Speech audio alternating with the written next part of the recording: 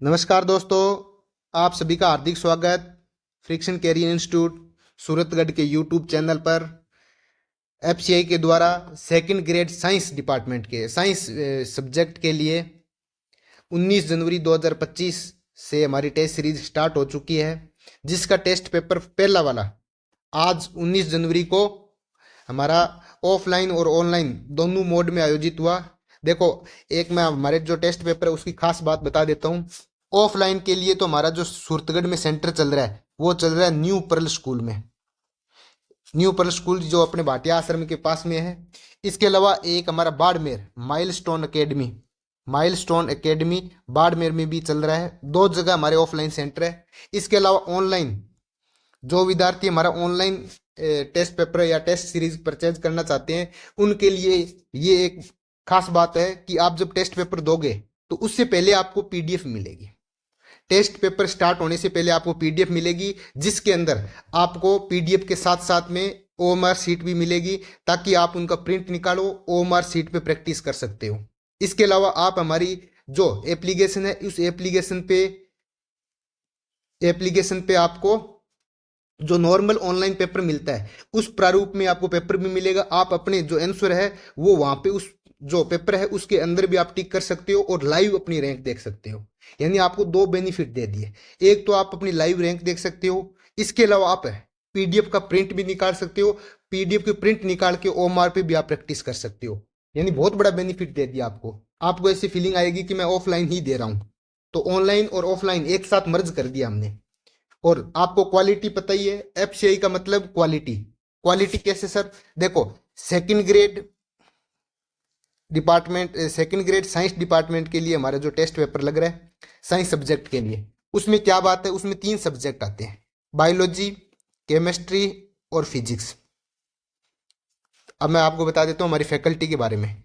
जो केम बायो की second grade लगी हुई मैडम हमारे पेपर बनाती है, बायोलॉजी। उसके अलावा केमिस्ट्री में सेकंड ग्रेड जितेंद्र सर लगे हुए हैं। ऑल राजस्थान में 37वीं रैंक है, वो पेपर बनाते हैं। इसके अलावा सॉल्यूशन मैं करवाता हूँ, यानी मेरी जेएसओ में सेकंड रैंक है। नेट जीआरएफ आपको मेरे बारे में तो आपको परिचय सब पता ही है।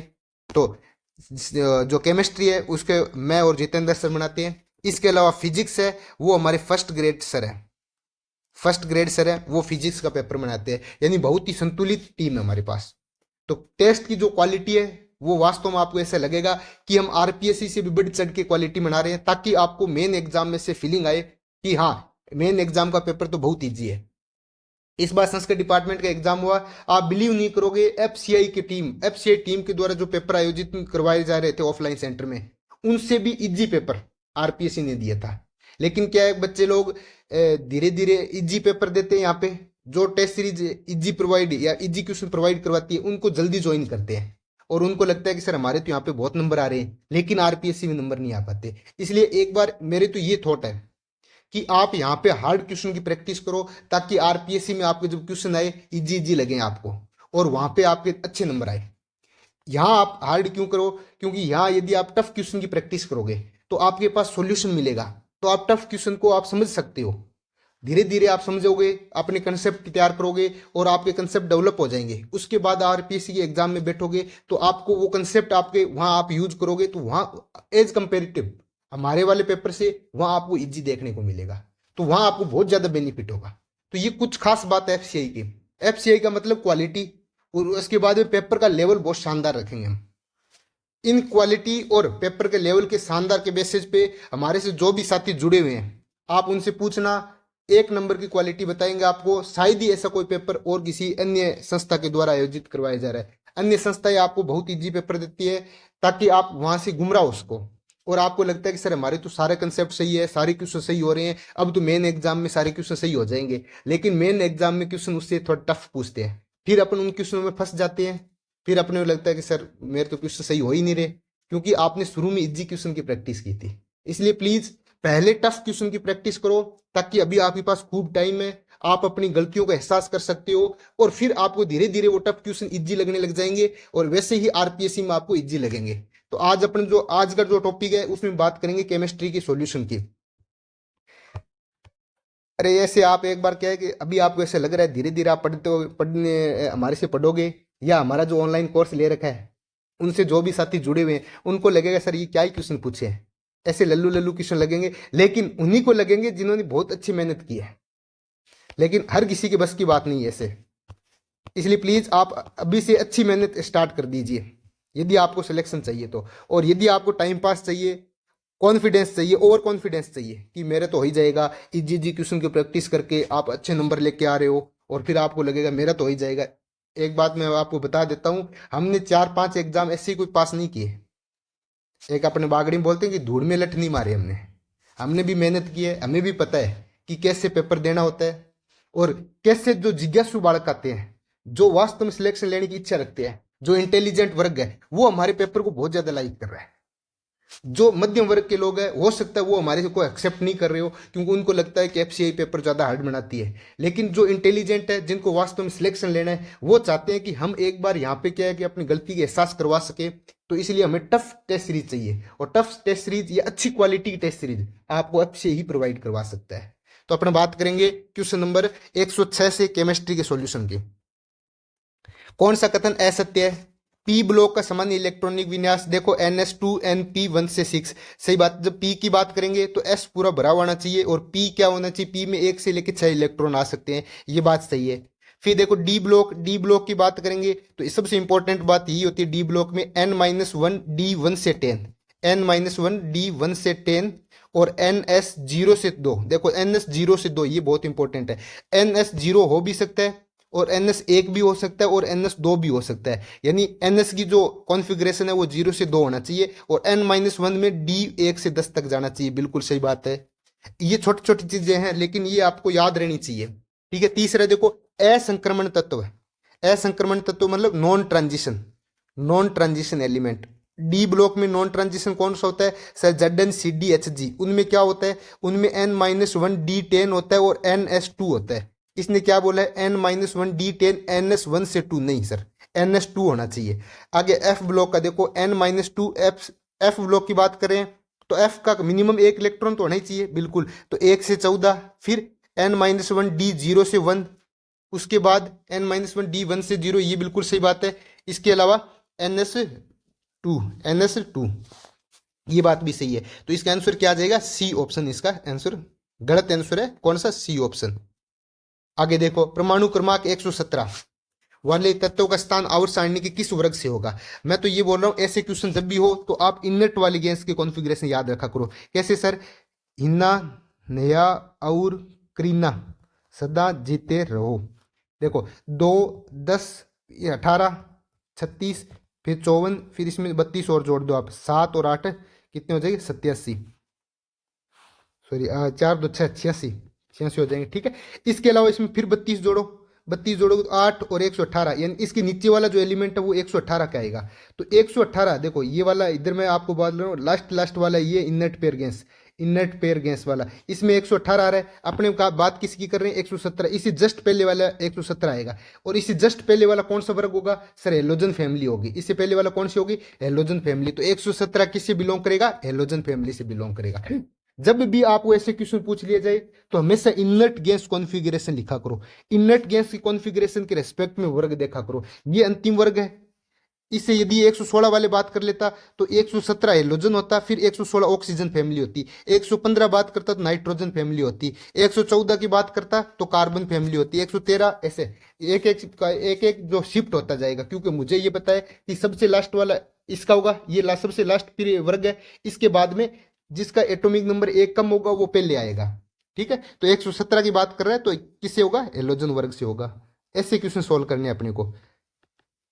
आगे देखो 108 नंबर, निम्नलिखित स्थिति में किसकी त्रिज्या अधिकतम और किसकी त्रिज्या न्यूनतम होगी? देखो यदि आपको ऐसे आंसर दे दिया जाए तो त्रिज्या क्या होगा?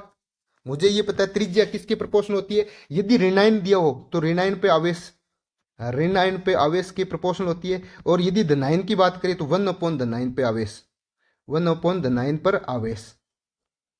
ऋणायन के आवेश की तो क्या होती है? समानुपाती होती है त्रिज्या। लेकिन धनावेश की बात करें, ऋणायन नहीं धनावेश, यहाँ पे यदि धनावेश की बात करें तो उस पे जितना ज्यादा आवेश होगा उसकी त्रिज्या उतनी ही कम होगी। इसमें सबसे ज्यादा आवेश किसका? एल्यूमिनियम +3। तो एल्यूमिनियम +3 की क्या होगी? मिनिमम रेडियस होगी, मिनिमम त्रिज्या होगी। इसके अलावा इसके अलावा Mg और एल्यूमिनियम। अब देखो Mg2+ ये छोटा होगा। अब हम बात करेंगे Mg और एल्यूमिनियम में किसकी बड़ी होगी। तो देखो हमें पता है बेटा मांगे इधर, फिर बोरोन और इसके नीचे आएगा एल्यूमिनियम। अब आप क्या करोगे, पीरियड में इधर से लेफ्ट टू राइट जाओगे तो त्रिज्या कम होगी, लेफ्ट टू राइट जाने पे त्रिज्या कम होगी। तो एल्यूमिनियम की त्रिज्या मैग्नीशियम से कम होगी, ऐसे लिख सकता हूं मैं। इस अर्थात मैग्नीशियम की त्रिज्या ज्यादा होगी। तो मैग्नीशियम की सबसे ज्यादा त्रिज्या होगी और सबसे कम त्रिज्या जिस पे सबसे ज्यादा जिस पे सबसे ज्यादा पॉजिटिव चार्ज है। तो पॉजिटिव चार्ज किस पे, एल्यूमिनियम 3+ पे। तो मिनिमम कौन सी होगी, एल्यूमिनियम 3+, ये तो होगी मिनिमम। और Mg क्या होगी, Mg होगी मैक्सिमम। आ रही बात समझ में। तो इसका आंसर क्या आ जाएगा, डी आ जाएगा। सर Mg2+ क्यों नहीं हुआ, क्योंकि ये बीच का है, बीच का चार्ज नहीं रखना। सबसे ज्यादा चार्ज वाला उसकी त्रिज्या सबसे कम, जिस पे कोई चार्ज नहीं है उसकी त्रिज्या सबसे ज्यादा। अब कोई चार्ज वाला Mg भी है और एल्यूमिनियम भी है, इनको हम कैसे कंपैरिजन करेंगे। तो हमें पता है कि पीरियड में लेफ्ट टू राइट जाएंगे तो त्रिज्या कम होगी, इसलिए एल्यूमिनियम की त्रिज्या Mg से कम होगी। ठीक है, अब बात करेंगे 109 नंबर क्वेश्चन की। सम इलेक्ट्रॉन स्पीसीज की बढ़ती हुई आयनिक त्रिज्या का क्रम अभी मैंने आपको बता ही दिया कि जितना ऋण आयन पे आवेश होगा, ऋण आयन पे आवेश जितना अधिक होगा, ऋण आयन पर आवेश जितना अधिक होगा उसकी त्रिज्या उतनी अधिक होगी, उसकी त्रिज्या उतनी ही अधिक होगी। और धनायन पे जितना आवेश होगा, धनायन पे आवेश जितना अधिक होगा उसकी त्रिज्या उतनी ही कम होगी, उसकी त्रिज्या उतनी ही कम होगी। तो देखो इस पे, इनमें से ऋणायन पे सबसे ज्यादा आवेश किस पे है सर, O2- पे, इसकी त्रिज्या मैक्सिमम होगी। ठीक है, उसके बाद में F- होगा, उसके बाद में किनके Na+ और Mg2+। सर Mg2+ पे चार्ज ज्यादा है, इसकी त्रिज्या सबसे कम होगी, तो इसके बाद में Na+ होगी, उसके बाद में Mg2+ की होगी। यानी O2- सबसे ज्यादा, फिर F-, फिर Na और Mg2+ की सबसे कम होगा। ये क्या बोल रहे हैं, त्रिज्या का क्रम होगा बढ़ता हुआ, बढ़ता हुआ, यानी सबसे ज्यादा त्रिज्या O2- की, फिर F- की, फिर Na+ की, फिर Mg+ की, यानी सी ऑप्शन आ जाएगा। मेरे हिसाब से आपके समझ में आ रहा है। जब भी सम इलेक्ट्रॉनिक स्पीसीज होगा तो नेगेटिव चार्ज की सबसे ज्यादा त्रिज्या होगी, जिसपे जितना नेगेटिव होगा उसकी त्रिज्या उतनी ज्यादा होगी, और जिसपे जितना पॉजिटिव होगा उसकी त्रिज्या उतनी ही कम होगी। आगे देखो, आयनन एंथैल्पी के बारे में कौन सा कथन सत्य है। आयनन एंथैल्पी हमेशा धनात्मक होती है, बिल्कुल सही बात है। आयनन एंथैल्पी का मतलब क्या होता है, एक आयन, एक कोई भी न्यूट्रल स्पीसीज है उसमें से एक इलेक्ट्रॉन निकालना। अब हमें पता है कि सीधे तो इलेक्ट्रॉन निकलेगा नहीं, ऐसे तो है नहीं कोई मात्रा आएगी उसमें और साहब इसमें तो इलेक्ट्रॉन निकाल दो, नहीं, उसके बाहर से एनर्जी देनी पड़ेगी। तो मात्रा का काम कौन करेगी, बाहर से एनर्जी, बाहर से कोई भी, इस जैसे एन से निकाल रहा हूं मैं, बाहर से कोई आया, इस पे एनर्जी दी और ये एक्साइटेड हुआ और एक इलेक्ट्रॉन रिलीज किया प्लस इलेक्ट्रॉन, तो यानी ये क्या होगा, इसमें से बाहर से एनर्जी दे रहे हैं, इसका मतलब इसका आयनाइजेशन एंथैल्पी हमेशा पॉजिटिव रहेगी। ये बात बिल्कुल सही है। फिर आयनन एंथैल्पी का मान है, देखो एक बात और, फर्स्ट ऑप्शन सही है। अब मैं एक बार इसको मिटा देता हूं ताकि आपको धीरे धीरे कंसेप्ट सारे समझ में आ जाए।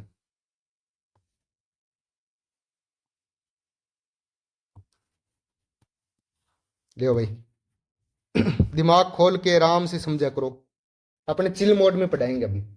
नया वर्जन लेके आ रहा हूं मैं आपको चिल मोड में पढ़ाने का, जिसमें आपके दिमाग में सारी चीजें घुसे। अपने अपने पास बहुत टाइम है, अभी क्या करो, आप तो एक एक चीज को समझो, अंदर एक इच्छा जगाओ कि मेरे सारे क्वेश्चन सही होने चाहिए। ऐसे ऐसे फीलिंग आनी चाहिए कि सर मैं पेपर दे दिया, अब मेरे एक भी क्वेश्चन इनमें से गलत नहीं होना चाहिए। एक हर घर पे जाने के बाद में हर एक चीज को चेक करो और मेरी गलती कहाँ हो रही है उसको पकड़ो। ये नहीं है, मैं बता रहा हूँ सिलेक्शन क्यों नहीं होता। आप विलीम नहीं करो, 70% टाबर के करे, टाबर पेपर लियो, सोल्व करो और ओमार भरी, सर को दी, उसके बाद में पेपर गायब, और कोई अपना रिव्यू नहीं देखते, अपने ये भी नहीं चेक करते कि अपने वहां पे क्या कंफ्यूजन हो रहा था, कौन सा क्वेश्चन अपना गलत हो रहा था। अब ऐसे टाबरों का भाई सिलेक्शन नहीं होगा। ये क्या करते हैं, ये सिर्फ माहौल बनाते हैं, कंपटीशन से इनको कोई लेना देना नहीं है। ए टाबरिया सिलेक्शन हूं तो बी टाइम हूं तो अब कंपटीशन बहुत बढ़ गयो और धीरे धीरे अच्छा टाबर आने लग गया और बहुत ही इंटेलिजेंट टाबर भी आवे। इन अलावा नीट में जो का 2 या 3 बार तक लगातार तैयारी करे और उनका सिलेक्शन नहीं हुआ नीट में, तो वे अब सेकंड ग्रेड या फर्स्ट ग्रेड की तैयारी करने लग गया। इन वास्ते फर्स्ट ग्रेड हो चाहे सेकंड ग्रेड हो, इनको कंपटीशन बहुत ज़्यादा हाई बढ़ हो गयो। यानी पिछले कोरोना काल के बाद में बहुत तेजी कंपटीशन बढ़ने ला रही है। तो प्लीज़ यदि अपने को सिलेक्शन लेना है, आप ये चाह रहे हो कि इस भीड़ से मेरे को निकलना है, इस माया जाल से बाहर निकलना है, इस दलदल से बाहर निकलना है, तो आप क्या करो, जैसे ही आपका पेपर हो, पेपर होने के बाद आप घर पे जाओ, घर पे जाने के बाद आप चेक करो कि मैं कहाँ पे मेरे, जब मैं पेपर कर रहा था यानी सेंटर में बैठा था, तो मेरे दिमाग में ये क्वेश्चन आया था, यदि आया तो मैं कहाँ कंफ्यूजन हो रहा था, मेरे को किस चीज, कौन सी चीज कम याद रह रही थी, उनके बारे में एनालिसिस करो। उसके बाद में हमारा सॉल्यूशन देखो कि अच्छा मैं ये सोच रहा था, सर ऐसे सोच रहे हैं, हो सकता है कि मैं उल्टा सोच रहा था, फिर मैं अच्छा सर ने ये बात सही बोली है, वो बात आप नोट करो, धीरे धीरे ये रूटीन में काम करो, और आप धीरे धीरे रूटीन में करोगे तभी आपको फायदा होगा। देखो ये पेपर है, ऐसे बुक्स भरी पड़ी है, क्वेश्चन की भरमार पड़ी है दुनिया में, मैं आपको 1000 क्वेश्चन एक टॉपिक के दे सकता हूँ। क्वेश्चन से यदि सिलेक्शन होता तो मेरे पास हजार हजार क्वेश्चन पड़े हैं, क्वेश्चन से कभी सिलेक्शन नहीं होता। अपनी गलतियों को आइडेंटिफाई करेगा, अपनी गलतियों को कम करेगा, उसी का सिलेक्शन होगा। टाबरंग एक गलत फहमी रहे दिमाग में कि गुरुजी क्वेश्चन दे दियो मैंने, गुरुजी ओ पे टेस्ट सीरीज करवा दियो, गुरुजी 100 रुपये में टेस्ट सीरीज दे दियो, या गुरुजी मैंने 50 क्वेश्चन करवा दियो। क्वेश्चन करवाने से सिलेक्शन नहीं होगा, क्वेश्चन चाहे 10 ही करो, लेकिन उनके पीछे का कंसेप्ट समझो। और जब तक खुद नहीं करोगे, गुरुजी तो चाहे तुमको 1000 क्वेश्चन करवा दे, सिलेक्शन नहीं होगा जब तक तुम खुद आप नहीं करोगे। इसलिए प्लीज तुम खुद क्वेश्चन सॉल्व करना सीखो और अपनी गलती को पहचानना सीखो। तो अब बात करेंगे अपन सेकंड ऑप्शन की।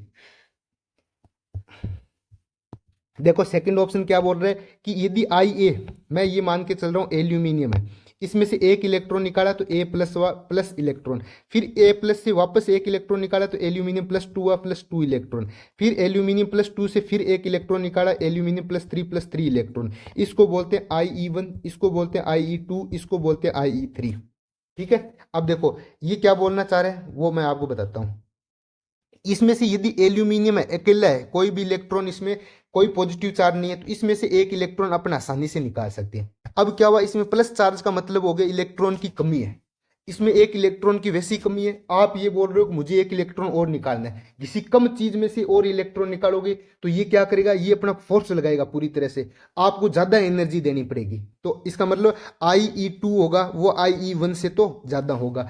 फिर आप क्या करो, ये +2 हो गया, इसमें 2 इलेक्ट्रॉन की कमी है, आप बोल रहे हो एक इलेक्ट्रॉन और निकालना है, इसका मतलब इसमें और ज्यादा आपको एनर्जी देनी पड़ेगी, तो IE3 का मान अधिक होगा। कहने का मतलब ये होगा कि IE1 से IE2 ज्यादा होता है, IE2 से IE3 ज्यादा होगा, ऐसे ही IE4 ज्यादा होगा। तो ये ऑप्शन भी सही है और ये ऑप्शन भी सही है।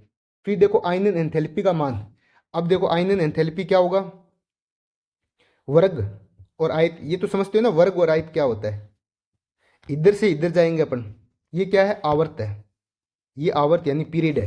पीरियड में आप बोलोगे लेफ्ट टू राइट जाओगे, लेफ्ट टू राइट जाओगे तो क्या होगा भाई, साइज छोटा होगा। आयंस क्या होगा, boron, carbon, nitrogen, oxygen, fluorine. इधर जाओगे तो भाई फ्लोरीन सबसे छोटा हो गया, छोटा एक तो छोटी चीज है, एक बोरोन इससे इसके कंपैरिजन, ये जो फ्लोरीन है इसके कंपैरिजन में थोड़ा बड़ा है। अब आप खुद ही दिमाग लगाओ कि मुझे एक इलेक्ट्रॉन निकालना है, तो ये तो क्या करेगा, ये न्यूक्लियस के पास में बंधा हुआ होगा, इसको ऐसे लिखते हैं अपन, ये छोटा वाला है, ये बड़ा वाला है, इसके अंदर प्लस चार्ज है, इसके अंदर प्लस चार्ज है, ये इलेक्ट्रॉन ऐसे इलेक्ट्रॉन है 4, इसमें भी ऐसे 4 इलेक्ट्रॉन।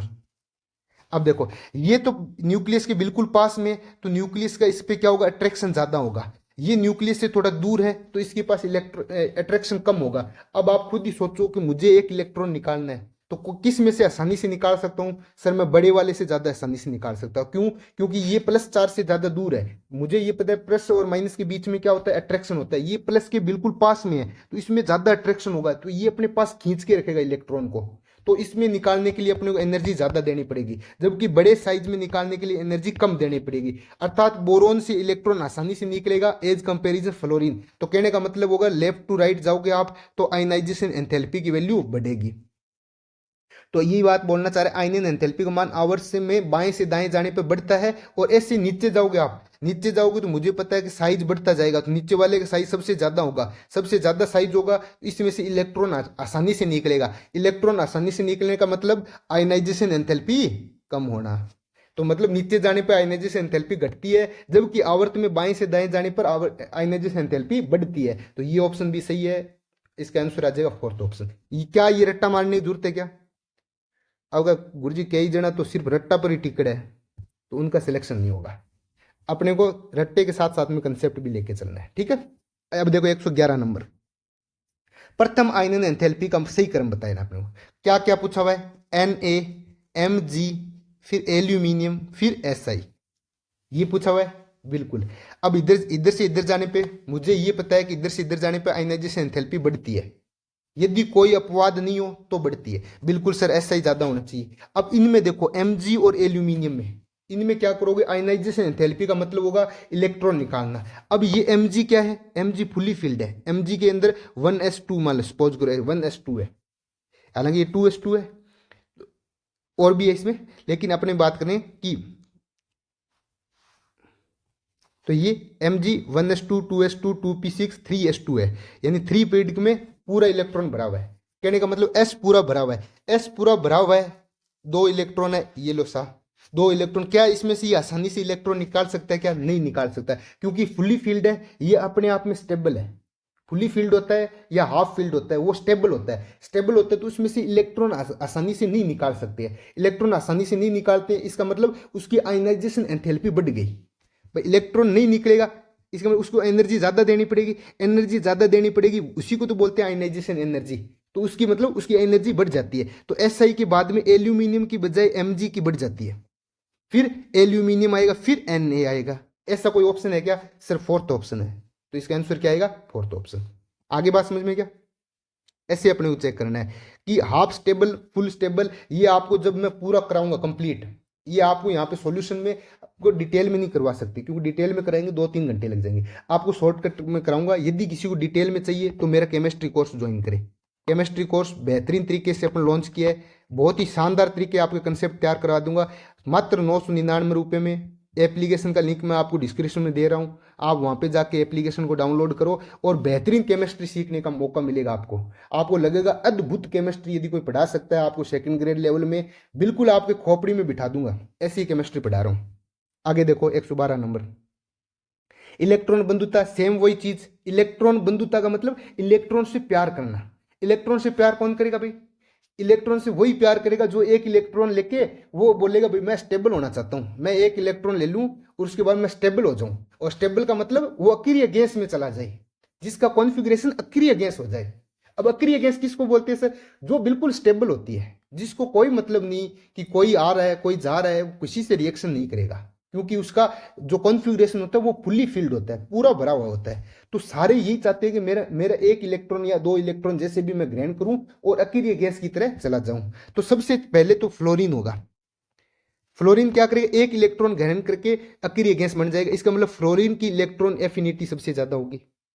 क्या ये गलत बोल रहा हूं क्या? बिल्कुल। उसके बाद में ऑक्सीजन की होगी, उसके बाद में नाइट्रोजन की। क्या नाइट्रोजन की ज्यादा होगी? नाइट्रोजन की ज्यादा नहीं होगी, क्योंकि नाइट्रोजन हाफ फील्ड है। यदि इसमें से आप एक इलेक्ट्रॉन और ऐड कर दिया, इलेक्ट्रॉन एफिनिटी का मतलब एक इलेक्ट्रॉन ऐड करना। नाइट्रोजन ये चाहेगा कि मैं फुली फील्ड हूं, मेरे एक इलेक्ट्रॉन ऐड कर दिए तो मेरी जो जो पहले से मैं स्टेबल बना हुआ वो अब स्टेबल नहीं रह पाऊंगा। इसलिए नाइट्रोजन इलेक्ट्रॉन अपने में से ग्रहण नहीं करवाना चाहता। तो नाइट्रोजन से ज्यादा हो जाएगी कार्बन की, कार्बन के बाद में बोरोन की, उसके बाद नाइट्रोजन की आएगी। नाइट्रोजन सबसे कम, क्योंकि ये अपने आप में फुली फील्ड है। फुली फील्ड का मतलब ये अपने आप में स्टेबल है, तो ये स्टेबल पहले से ही है। ये बोला मैं क्यों इलेक्ट्रॉन ऐड करूंगा? यदि मैं इसमें एक इलेक्ट्रॉन और ऐड कर दूंगा तो ये मेरा हाफ फील्ड कॉन्फ़िगरेशन है वो खत्म हो जाएगा, तो मैं तो अनस्टेबल हो जाऊंगा। इस वजह से ये लास्ट में चला जाता है। किसी के लास्ट में? बोरोन के भी लास्ट में चला जाता है। ठीक है, तो ये कौन सा ऑर्डर आ रहा है? देखो ऑक्सीजन सबसे ज्यादा, फिर कार्बन, फिर बोरोन, फिर नाइट्रोजन। बिल्कुल सी ऑप्शन सर, बिल्कुल सही है। आगे वही सेम बात, इलेक्ट्रॉन लब्धि एंथैल्पी किसकी ऋणात्मक है? भाई कैसे करोगे इसको? इसको कैसे करोगे? ऋणात्मक पूछा या न्यूनतम पूछी हुई है। न्यूनतम किसकी है? जिसका हाफ फील्ड कॉन्फ़िगरेशन है, जो पहले से स्टेबल है। सर मुझे ये नहीं पता कि स्टेबल किसको बोलते हैं। अरे स्टेबल को मतलब वह दो ही चीज़ों ध्यान रखना था ना कि एक तो स्टेबल जिसका कॉन्फ़िगरेशन फुली फील्ड हो, फुली फील्ड कॉन्फ़िगरेशन हो, एक जिसका हाफ फील्ड कॉन्फ़िगरेशन हो, हाफ फील्ड कॉन्फ़िगरेशन हो। सर फुली फील्ड कौन सा होता है? जैसे 1s2 जिसमें पूरे इलेक्ट्रॉन भरा हो, जैसे 2p6 पूरे इलेक्ट्रॉन भरा हो, जैसे 3s2, जैसे 3d10, ये पूरी इनको बोलते हैं जब पूरे इलेक्ट्रॉन भरे हुए, जैसे डी में 10 भर सकते हैं, 10 के 10 इलेक्ट्रॉन भर सकते हैं, इसमें दो, एस में 2 इलेक्ट्रॉन भर सकते हैं, 2 के 2 भरे हुए हैं, पी में 6 भर सकते हैं, पी में 6 के 6 भरे हुए हैं। हाफ फील्ड सर आधे भरे हुए हो, जैसे एस में 2 भर सकते हैं लेकिन 1 भरा हुआ हो, पी में 6 भर सकते हैं जैसे पी में 3 भरा हो, डी में 10 भर सकते हो, डी में 5 भरा हो। इनको क्या बोलते हैं? इनको बोलते हैं हाफ फील्ड। आई बात समझ में? तो ये दोनों अपने आप में स्टेबल होते हैं। तो इनकी क्या होगी? इनकी इलेक्ट्रॉन लब्धि, ये क्या करेगा? इलेक्ट्रॉन से इलेक्ट्रॉन को ग्रहण कम करेगा, तो इनकी वजह से इनकी इलेक्ट्रॉन एंथैल्पी सबसे कम होगी। तो सर इनमें से कौन सा है? क्या फ्लोरीन में हाफ फील्ड है? नहीं है। क्या क्लोरीन में हाफ फील्ड है? नहीं है। क्या सल्फर में हाफ फील्ड है? नहीं है। ये फॉस्फोरस में हाफ फील्ड है, क्योंकि नाइट्रोजन के नीचे आता है फॉस्फोरस, और नाइट्रोजन में क्या होते हैं? हाफ फील्ड होता है, 2p3 होता है इनमें। तो ये हाफ फील्ड होने की वजह से ये इलेक्ट्रॉन ग्रहण नहीं करना चाहेगा, जिसकी वजह से इसकी इलेक्ट्रॉन लंबी एंथैल्पी सबसे कम हो गई। ठीक है, आप बात करेंगे 114 की। ऐसे ही आपको सॉल्यूशन करवाएंगे भाई। हमारी यदि आपको एप्लीकेशंस डाउनलोड करके टेस्ट सीरीज लो और उसके बाद अपनी गलतियों का परखने का सबसे बेहतरीन मौका हमारे संग पाओ। देखो 114 क्या बोल रहा है? विकल्प का व्यवस्था का क्रम उसके विरुद्ध इंकित गुण के सहमत नहीं है। यानी आपको ये 4 ऑप्शन दिए हुए, इनमें से कौन सा सही नहीं है? तो देखो परमाणु आकार एक दिया हुआ है आपको नाइट्रोजन, देखो उसके बाद कार्बन इधर आएगा, फिर सल्फर या ऑक्सीजन के नीचे सल्फर आएगा, फिर नाइट्रोजन के नीचे फॉस्फोरस आएगा। मुझे ये पता है सर इधर से इधर जाने पे आकार कम होता है, आकार कम होता है। मुझे ये पता है नीचे जाने पे आकार बढ़ता है। ये तो बेरो है सबने, बिल्कुल सर पता है। अब देखो सबसे ज्यादा आकार किसका होगा? इधर से इधर जाएंगे तो आकार कम होगा। इसका मतलब हम यदि इनमें बात करें नाइट्रोजन, फॉस्फोरस और ऑक्सीजन, अब अपने को किस किस में चेक करना है? ऑक्सीजन नहीं है तो ऑक्सीजन हटा दो, सल्फर है, इन 4 में बात करना है। सर मुझे ये पता है कि नीचे जाने पे आकार बढ़ता है, इसका मतलब इस फॉस्फोरस का आकार बढ़ेगा। फिर इधर जाने पे आकार कम होता है, फॉस्फोरस फिर सल्फर का। ये दोनों किसके एलिमेंट है? सर ये 2p के, नीचे वाले थर्ड सीरीज के है, तो नीचे वालों का साइज ज्यादा होगा। इन दोनों में बात करें तो नाइट्रोजन का आकार अपने को पता है लेफ्ट टू राइट जाने पे आकार कम होगा, इसका मतलब नाइट्रोजन का आकार कार्बन से कम हो जाएगा। तो ऐसा कोई ऑप्शन आना चाहिए, बिल्कुल सही बात है, फर्स्ट ऑप्शन तो बिल्कुल सही है। आगे देखो सेकंड ऑप्शन प्रथम आयनन एंथैल्पी, वही सेम बात। आयनन एंथैल्पी का मतलब क्या होता है भाई? इलेक्ट्रॉन उसमें से निकालना, और इलेक्ट्रॉन किस में से आसानी से निकलेगा? जिसमें यदि किसी का हाफ फील्ड हो तो क्या उसमें से इलेक्ट्रॉन आसानी से निकल सकता है? क्या नहीं निकल सकता। हाफ फील्ड का मतलब नाइट्रोजन हाफ फील्ड है, ये अपने आप में स्टेबल है, तो ये बोलेगा भाई मैं मेरे इलेक्ट्रॉन नहीं दूंगा, यदि आप मेरे से इलेक्ट्रॉन निकालोगे तो मेरे को सबसे ज्यादा एनर्जी देनी पड़ेगी। तो इसलिए नाइट्रोजन की एनर्जी सबसे ज्यादा होगी। और किससे भी ज्यादा होगी? आप एक बार लिखो इसमें, बेरिलियम, इसके बाद में क्या होता है? बोरोन, फिर कार्बन, फिर नाइट्रोजन, फिर ऑक्सीजन। तो इसका जो ऑर्डर है जनरली हमें पता है कि इधर से इधर जाने पर, लेफ्ट टू राइट जाने पे आयनाइजेशन एंथैल्पी क्या होती है? बढ़ती है। लेकिन नाइट्रोजन क्या है? नाइट्रोजन हाफ फील्ड है, हाफ फील्ड होने की वजह से ये स्टेबल है, तो इसमें अपवाद आ जाएगा, तो नाइट्रोजन सबसे ज्यादा हो जाएगी। फिर क्या आएगा? फिर ऑक्सीजन आएगा। फिर सर इधर से इधर जाने पे बढ़ती है तो फिर कार्बन आएगा, बिल्कुल। फिर देखो सर बोरोन और बेरिलियम, बेरिलियम मुझे पता है कि क्या है? फुल्ली फील्ड है। तो अपने एक ये जब भी हाफ फील्ड और फुल्ली फील्ड है, इनका ज्यादा दूर तक असर नहीं रहता, सिर्फ पास वाले एटम को चेक करना है। तो पास वाले एटम बोरोन से इनकी ज्यादा हो जाएगी, किसकी? बेरिलियम की, फिर बोरोन का नंबर आएगा। हालांकि किसका आना चाहिए? तो बोरोन का, लेकिन बेरिलियम क्या है? फुल्ली फील्ड है, इस वजह से। इन दोनों में किसका आना चाहिए? सर ऑक्सीजन का आना चाहिए, लेकिन एक आगे आ जाएगा, कौन? नाइट्रोजन, क्योंकि हाफ फील्ड है। इसका मतलब ये भी सही आंसर। आगे देखो इलेक्ट्रॉन लब्धि enthalpy, electron gain enthalpy. Electron gain enthalpy का ऑर्डर क्या होता है? सर इतनी बार पढ़ लिया, कौन सा? सबसे ज्यादा क्लोरीन, फिर फ्लोरीन, फिर ब्रोमीन, फिर आयोडीन। तो इसमें क्या दिया हुआ? FCl Bri, ये कि ये सरेआम गलत है, तो इसका आंसर क्या आ जाएगा? सी ऑप्शन आ जाएगा।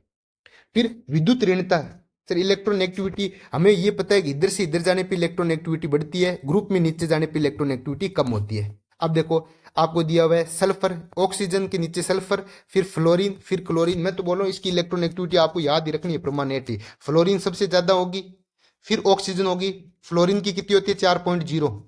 ऑक्सीजन की कितनी होती है? 3.5। फिर क्लोरीन की कितनी होती है? 3.0। फिर सल्फर की कितनी होती है? 2.8। फिर हाइड्रोजन की कितनी होती है? 2.1। तो ये भी बात है, सही बोल रहे हैं। आगे देखो 115 नंबर, वही सेम बात, इलेक्ट्रॉन नेगेटिविटी सेम वैसे ट्रेंड। इधर जाओगे इलेक्ट्रॉन एक्टिविटी बढ़ेगी, नीचे आओगे इलेक्ट्रॉन एक्टिविटी कम होगी। अब हम किस में बात कर रहे हैं सर, हमें बात कर रहे हैं एल आई। इनको एक बार व्यवस्थित क्रम में लिखा करो आप, है ली ना, ऐसे लिखो भाई। बेटा मांगे, लो सा, लिख लिया हमने। अब इसमें क्या करना है भाई, इसमें हमें पता है इधर जाने पे इलेक्ट्रॉन एक्टिविटी क्या है भाई, बढ़ेगी।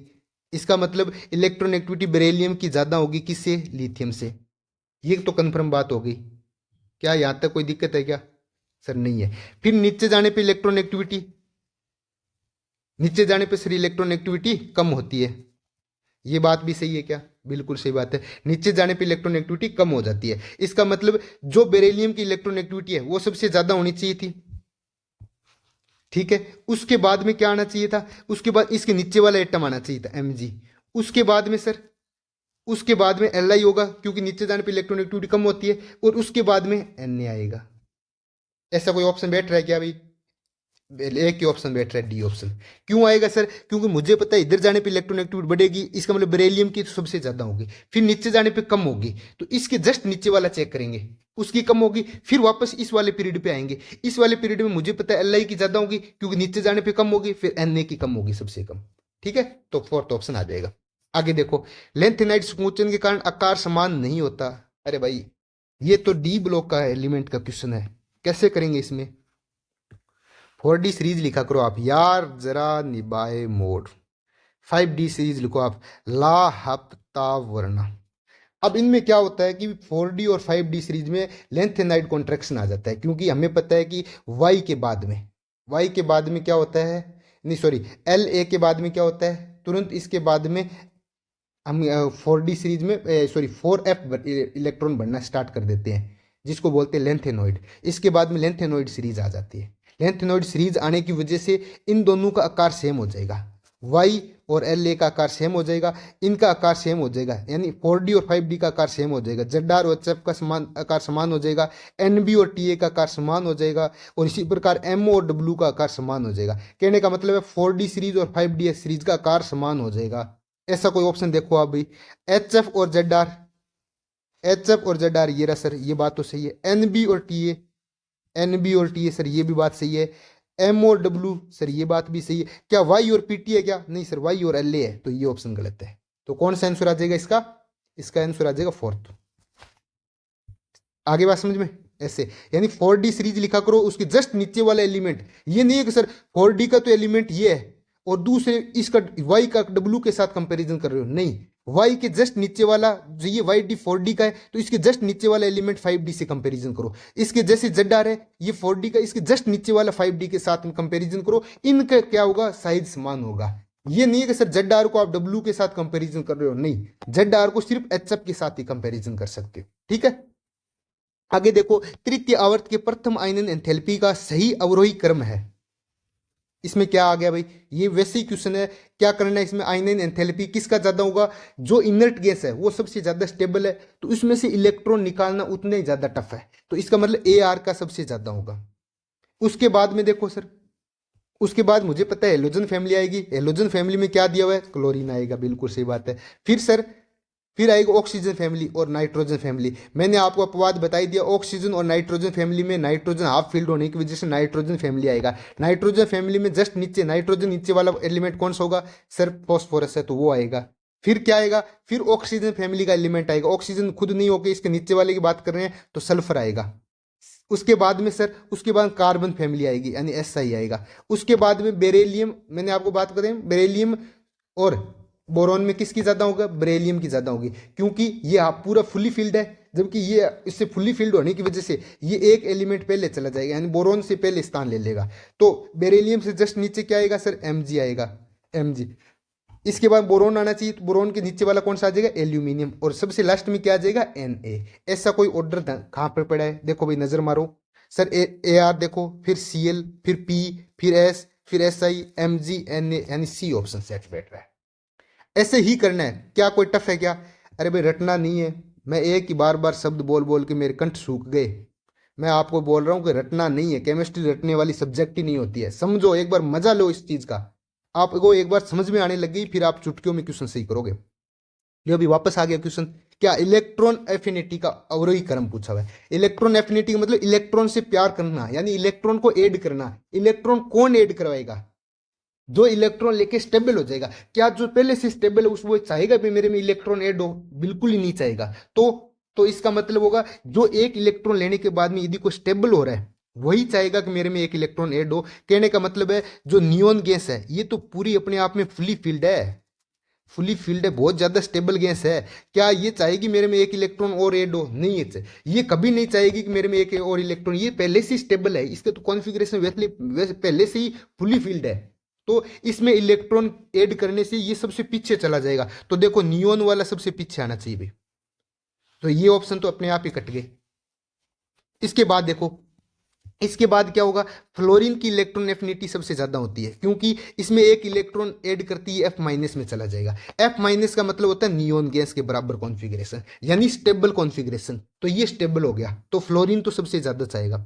मुझे ये पता है कि इधर से इधर जाने पे इलेक्ट्रॉन एफिनिटी बढ़ती है, ये ये एक साधारण बात है, लेकिन ये पूरी तरह सही नहीं है क्योंकि जो स्टेबल कॉन्फ़िगरेशन है वो इलेक्ट्रॉन अपने में ऐड नहीं करना चाहेगा। बिल्कुल सही बात है सर। फ्लोरीन के बाद में सर ऑक्सीजन आएगी, हाँ ये बात भी सही है। ऑक्सीजन के बाद में सर क्या नाइट्रोजन आएगी? नहीं आएगी। अभी मैंने आपको पीछे बताया था नाइट्रोजन क्यों नहीं आएगी, क्योंकि ये अपने आप में हाफ फील्ड है और हाफ फील्ड अपने आप में स्टेबल होता है, और स्टेबल वाला ये चाहेगा मैं इलेक्ट्रॉन नहीं लेना चाहता। तो उसके बाद में सर कौन सी फैमिली आएगी? कार्बन फैमिली आएगी, फिर बोरोन फैमिली आएगी सर, फिर लिथियम आएगा, उसके बाद नाइट्रोजन आएगा। इसकी तो इलेक्ट्रॉन एफिनिटी 0 होती है। तो सर यानी ये लिथियम से भी बाद में चला गया, ये ध्यान में रखना अपने को। पहले लिथियम आएगा, फिर नाइट्रोजन आएगा, और फिर बेरिलियम आएगा, क्योंकि नाइट्रोजन से भी ज्यादा कौन सा स्टेबल है? बेरिलियम। ये पूरा फुली फील्ड है और ये हाफ फील्ड है, इस वजह से ये स्टेबल है, लेकिन ये ज्यादा स्टेबल है। उसके बाद में नियोन आएगा। ऐसा कोई ऑप्शन सेट बैठ रहा है क्या? देखो fluorine, oxygen, carbon, boron, lithium, nitrogen और बेरिलियम, ये बिल्कुल नियोन, सेकंड ऑप्शन। तो इसका आंसर आ जाएगा सेकंड ऑप्शन। क्या जोर आ रहा है क्या पढ़ने में? यदि ये रट्टा मार मार के आप पागल हो जाओगे, आपको ना लिथियम याद रहेगा ना बेरिलियम याद रहेगा, आपको सिर्फ रट्टा याद रहेगा जो एग्जाम में भूल जाओगे। इसलिए बहुत आसान तरीके से आपको, बिल्कुल आसान शब्दों में आपको केमिस्ट्री समझा रहे हैं। इससे भी आसान अपने केमिस्ट्री कोर्स में मिलेगी आपको। यदि कोई केमिस्ट्री कोर्स लेना चाहता है, उसकी हमारी ऐप का जो लिंक है वो आपको डिस्क्रिप्शन में दे दूंगा, आप वहां से हमारी ऐप डाउनलोड करें, और मात्र 999 रुपये में एक आईआईटी बॉम्बे के द्वारा, आईआईटी बॉम्बे वाले स्टूडेंट के द्वारा आपको 2 बार नेट जेआरएफ और राजस्थान टॉप किया, जिसने जेएसओ में सेकंड रैंक लेके है, जो असिस्टेंट प्रोफेसर का इंटरव्यू दे चुका है, जो एसीएफ का इंटरव्यू दे चुका है, जो पूरे राजस्थान में जूनियर केमिस्ट्री में 6ठी रैंक ला चुका है, वो आपको केमिस्ट्री पढ़ा रहा है। अब आप सोच ही सकते हो कि कैसी केमिस्ट्री पढ़ाएंगे। अद्भुत केमिस्ट्री। आपको लगेगा एनसीईआरटी में कुछ लिखा हुआ ही नहीं है, बिल्कुल सर, हमारे तो पूरी 100% एनसीईआरटी याद रहने लग गई। ये तभी पॉसिबल है जब आप समझोगे, अदरवाइज आप रट्टा मार मार के पागल हो जाओगे, कुछ ही समझ में नहीं आएगा आपके। और आईआईटी बॉम्बे वाले बाबा तो आजकल वैसे ही फेमस हो रहे हैं, आपने देखा होगा यूट्यूब पे, बेहतरीन नॉलेज वाला बाबा। पूरे जो प्रयागराज में महाकुंभ हो रहा है उसका ध्यान केंद्रित उस बाबा की तरफ हो गया, सारे मीडिया वाले उस बाबा के पीछे लगे हुए हैं, क्योंकि उसमें एक अद्भुत शक्ति है, वो ज्ञान का भंडार है। इसलिए आईआईटीएन होती है वैसे ज्ञान का भंडार है। यदि आपको केमिस्ट्री में अपना ज्ञान बढ़ाना है तो प्लीज हमारे कोर्स को ज्वाइन करें। अब बात करते हैं 119 नंबर की। अब आगे करो, सर्वाधिक धन विद्युतीय तत्व है। देखो एक होता है ऋणात्मक वाला, अपन जिसको बोलते हैं इलेक्ट्रोनेगेटिविटी, उसके जस्ट उल्टा होता है इलेक्ट्रोपॉजिटिव एलिमेंट। इलेक्ट्रोनेगेटिविटी मतलब होता है इलेक्ट्रॉन को लेना, और इलेक्ट्रॉन पॉजिटिविटी का मतलब होता है इलेक्ट्रॉन को देना। अब इलेक्ट्रॉन देख के कौन स्टेबल होगा? अब इनके कॉन्फ़िगरेशन में देखो आप, इनके एक तो 2 वाला देखो, एक 6 वाला देखो, नीचे जाओगे आप, नीचे जाओगे तो इलेक्ट्रॉन नेगेटिविटी कम होती है, लेकिन इलेक्ट्रॉन पॉजिटिविटी इसका जस्ट उल्टा होता है, तो इलेक्ट्रॉन पॉजिटिविटी बढ़ती है। तो यानी कहने का मतलब 2s 3s 4s 5s 6s, इसकी इलेक्ट्रॉन पॉजिटिविटी सबसे ज्यादा बढ़ेगी, तो 6s की सबसे ज्यादा होगी, यानी 2 वालों को कैंसिल कर दो। अब बात करेंगे 6s1 और 6s2 में। सर मुझे पता है मैंने क्या बात बोल रहा हूं आपको, कि इलेक्ट्रॉन पॉजिटिविटी मतलब इलेक्ट्रॉन को देना। बिल्कुल सर, इलेक्ट्रॉन को देने के बाद में क्या बढ़ना? स्टेबल कॉन्फ़िगरेशन बढ़ना। सर इसमें से एक इलेक्ट्रॉन दूंगा तो ये 6s0 में यानी जिनोन गैस में चला जाएगा, और जिनोन गैस क्या है? अपने आप में स्टेबल है। तो तो ये क्या करेगा, ये आसानी से इलेक्ट्रॉन को देगा, अर्थात इलेक्ट्रोपॉजिटिव एलिमेंट सबसे ज्यादा होगा। तो क्या ये देने के बाद में क्या होगा सर, Xc6s1 में चला गया, कोई ज्यादा अंतर नहीं आया। लेकिन ये सर 6s1 से किस में जा रहा है, जिनोन में जा रहा है, और जिनोन अपने आप में दुनिया की सबसे स्टेबल गैस है, इसलिए ये आसानी से इलेक्ट्रॉन को निकाल देगा। तो इसका आंसर क्या आ जाएगा, सेकंड। इनमें से कैसे कंपैरिजन करना है, तो 6s1 और 6s2 में एक इलेक्ट्रॉन देना है आपको। देने के बाद में कौन सा कॉन्फ़िगरेशन बन रहा है, इसमें जिनोन गैस बन रही है। जिनोन गैस अपने आप में स्टेबल होती है, स्टेबल होने की वजह से ये क्या करेगा, ये आसानी से अपना इलेक्ट्रॉन देगा। आसानी से जो इलेक्ट्रॉन देते हैं उनको बोलते हैं इलेक्ट्रोपॉजिटिव एलिमेंट, यानी इनकी इलेक्ट्रोपॉजिटिव एलिमेंट ये सबसे ज्यादा होगा। तो इसका आंसर क्या आ जाएगा, सेकेंड ऑप्शन। ये लो सा। अब आगे बात करते हैं 120 नंबर। ये अपने डी ब्लॉक दिए रखा है, सॉरी एफ ब्लॉक दे रखा है। एफ ब्लॉक की त्रिज्या का पूछा हुआ है घटता हुआ क्रम। मुझे ये पता है कि एफ ब्लॉक लिखो भाई पहले, तो कौन सा होता है एफ ब्लॉक, तो ये लेंथेनॉइड सीरीज। लेंथेनॉइड सीरीज क्या होते हैं सर, तो लेंथेनॉइड होते हैं ला के प्यार नहीं दिया, पम्मी सम्मी यूं गुदगुदाई, तब दिया होकर इंजीनियर तुम्हारा यब लू। याद है या नहीं है भाई बताओ, ऐसे याद रखनी है अपने को। कोई हंसी हंसी वाला खेल नहीं चला कि सर बस मैं लिख दिया और आपने देख लिया, नहीं, अपने को खुद को याद होनी चाहिए। ला के प्यार नहीं दिया, पम्मी सम्मी यूं गुदगुदाई, तब दिया होकर इंजीनियर तुम्हारा ये ब्लू। याद होगी। अब एक बात बताता हूं, इसमें इधर जाओगे आप, इधर जाओगे तो आयनिक त्रिज्या कम होती है। क्या होती है, आयनिक त्रिज्या कम होती है। इसमें इधर जाओगे तो आयनिक त्रिज्या कम होती है, बिल्कुल सही बात है सर। तो आयनिक त्रिज्या सबसे ज्यादा किसकी होगी, La की, फिर Ce की, फिर Pr की। अब हमें क्या दिया हुआ, हमें वो चेक करना है। सर मुझे दिया हुआ है Sm, तो देखो Sm ये रहा। फिर मुझे दिया हुआ है Tb, सर ये रहा। फिर मुझे दिया हुआ है Dy, सर ये रहा। फिर HO ये रहा सर। फिर Tm, सर ये रहा। तो मुझे पता है कि सबसे ज्यादा इधर वाले Sm की सबसे ज्यादा क्या होगी, त्रिज्या होगी। उसके बाद में किसकी होगी, फिर Tb की होगी, फिर Dy की होगी, फिर HO की होगी, फिर Tm की होगी। ये किसका ऑर्डर है, त्रिज्या का ऑर्डर है। क्या यही दिया हुआ है क्या, Sm सबसे ज्यादा, बिल्कुल सर। फिर Tb, फिर Dy, फिर HO, फिर Tm, बिल्कुल सही बात है सर, फर्स्ट ऑप्शन हो जाएगा। क्या सही बात है क्या, बिल्कुल सही बात है। तो ऐसे इधर जाने पे इनकी क्या होती है, त्रिज्या कम होती है। हमने त्रिज्या कम किया, ऑर्डर सेट किया, ऑर्डर सेट करती है, आंसर आ गया। लेकिन बहुत सारे बच्चों को ये समझ में नहीं आया होगा। जब तक आपके ये ऑर्डर समझ में नहीं आएगा तब तक दुनिया की कोई ताकत आपको समझा नहीं सकती। इसलिए ये याद होने चाहिए, ला के प्यार नहीं दिया, पम्मी सम्मी यूं गुदगुदाई, तब दिया होगा तुम्हारा इंजीनियर या ब्लू। और इधर से इधर जाने पे, लेफ्ट टू राइट जाने पे त्रिज्या कम होती है, ये बात अपने को याद रखनी है। उसके बाद आपका आंसर अपने आप आएगा। अब बात करते हैं 121 नंबर। आवर्त सारणी में हीलियम की प्रथम आयनन एंथैल्पी उच्चतम है। क्या ये बात सही है क्या, बिल्कुल सही बात है। हीलियम क्या होता है सर, 1s2 होता है। और 1s2 में क्या होता है, मुझे ये पता, आयनन एंथैल्पी का मतलब इलेक्ट्रॉन निकालना। क्या इसमें से इलेक्ट्रॉन निकाल सकते हैं क्या, नहीं निकाल सकते, क्योंकि सर ये पूरा स्टेबल है, फुल्ली फिल्ड होने की वजह से स्टेबल है। इसमें से इलेक्ट्रॉन निकालने में, एक तो इसका साइज बहुत छोटा है, साइज छोटा है, इसमें से इलेक्ट्रॉन निकालना। साइज छोटा होने का मतलब हो गया इसके जो केंद्र के साथ इस इलेक्ट्रॉन का बॉन्ड बहुत स्ट्रॉन्ग है, इसके बीच में फोर्स बहुत ज्यादा स्ट्रॉन्ग है, तो इसमें एनर्जी बहुत ज्यादा देनी पड़ेगी। इसकी वजह से ये बोल रहे प्रथम आयनन एंथैल्पी सबसे ज्यादा है, बिल्कुल सही बात है। उसके बाद देखो, किसी भी आवर्त में क्षार धातु की परमाणु त्रिज्या अधिकतम होती है। अब सर क्षार धातु कौन सी होती है, अरे सर क्षार धातु ये वाली होती है, अगले क्षारीय मृदा धातु होती है, ये क्षारीय धातु होती है, ये जो होती है क्षारीय मृदा धातु। ये बात समझ में आ रही है क्या, पहले वाला एलिमेंट क्षारीय धातु होता है, दूसरे वाला एलिमेंट क्या होता है, क्षारीय मृदा धातु होती है, बिल्कुल सही बात है। मुझे ये पता है कि सर इधर से इधर जाने पे क्या होता है, त्रिज्या कम होती है, साइज छोटा होता है, ये तो होता है। तो इसका मतलब क्षार धातु जो पहले आती है ये वाला, इसकी त्रिज्या सबसे ज्यादा होगी, इसका साइज सबसे बड़ा होगा। उसके बाद क्षारीय मृदा धातु का होगा, फिर अपने क्या होगा, डी ब्लॉक, फिर पी ब्लॉक, ऐसे चलेंगे, बिल्कुल सही बात है। तो क्षारीय मृदा धातु की साइज सबसे बड़ा होता है, ये बात बोलना चाह रहा है। ये बात क्या सही बोल रहा है क्या, मुझे बताओ भाई, क्या ये सही बोल रहा है क्या, अरे कुछ तो बताओ। कैसे बताएं सर, आप तो रिकॉर्ड कर रहे हो, हम लाइव नहीं देख पा रहे। बिल्कुल सही बात है, लेकिन कमेंट में तो बताओ कि क्षारीय मृदा धातु किसको बोलते हैं, ये वाला जो 1s1 वाला पीरियड, 1 नंबर ग्रुप, फिर 2 नंबर ग्रुप, ऐसे 3 नंबर ग्रुप, 4 नंबर, ऐसे चलेगा। 1 नंबर ग्रुप है, इसको क्षारीय धातु बोलते हैं, इसको क्या बोलते हैं, क्षारीय मृदा धातु। 1 नंबर हमें पता है ये सबसे ज्यादा इसकी त्रिज्या होगी। आप इधर से इधर जाओगे त्रिज्या कम होगी, त्रिज्या कम होगी इसका मतलब एक नंबर की त्रिज्या सबसे ज्यादा होगी, अर्थात क्षारीय धातु की त्रिज्या सबसे ज्यादा होगी, अर्थात इनका परमाणु त्रिज्या अधिकतम होगी। क्या ये बात सही है क्या? बिल्कुल सही बात है सर। तो ये मिटाओ, ये लो सा। आगे देखते हैं, इनको भी मिटाओ, इनकी कहानी खत्म हो चुकी है अब। ये लो, अब आगे देखते हैं तीसरा ऑप्शन। कौन सा क्वेश्चन है भाई? 121 नंबर क्वेश्चन का सी ऑप्शन देखो भाई। ऑक्सीजन की अपेक्षा सल्फर की इलेक्ट्रॉन लब्धि एंथैल्पी कम ऋणात्मक होती है। देखो ऑक्सीजन फिर सल्फर, अरे भाई नीचे जाओगे, नीचे जाओगे तो इलेक्ट्रॉन एफिनिटी क्या होगी? कम होगी क्या? बिल्कुल सही, कम होगी। ऑक्सीजन की अपेक्षा सल्फर की इलेक्ट्रॉन लब्धि एंथैल्पी कम ऋणात्मक, नहीं नहीं नहीं नहीं नहीं, कम ऋणात्मक नहीं होती। ये एक आपको मैंने बताया ना, क्लोरीन की ज्यादा होती है, फिर फ्लोरीन की। ऐसे ही थर्ड पीरियड की आपको याद रखना है, थर्ड पीरियड की इलेक्ट्रॉन एफिनिटी सेकंड पीरियड से ज्यादा होती है।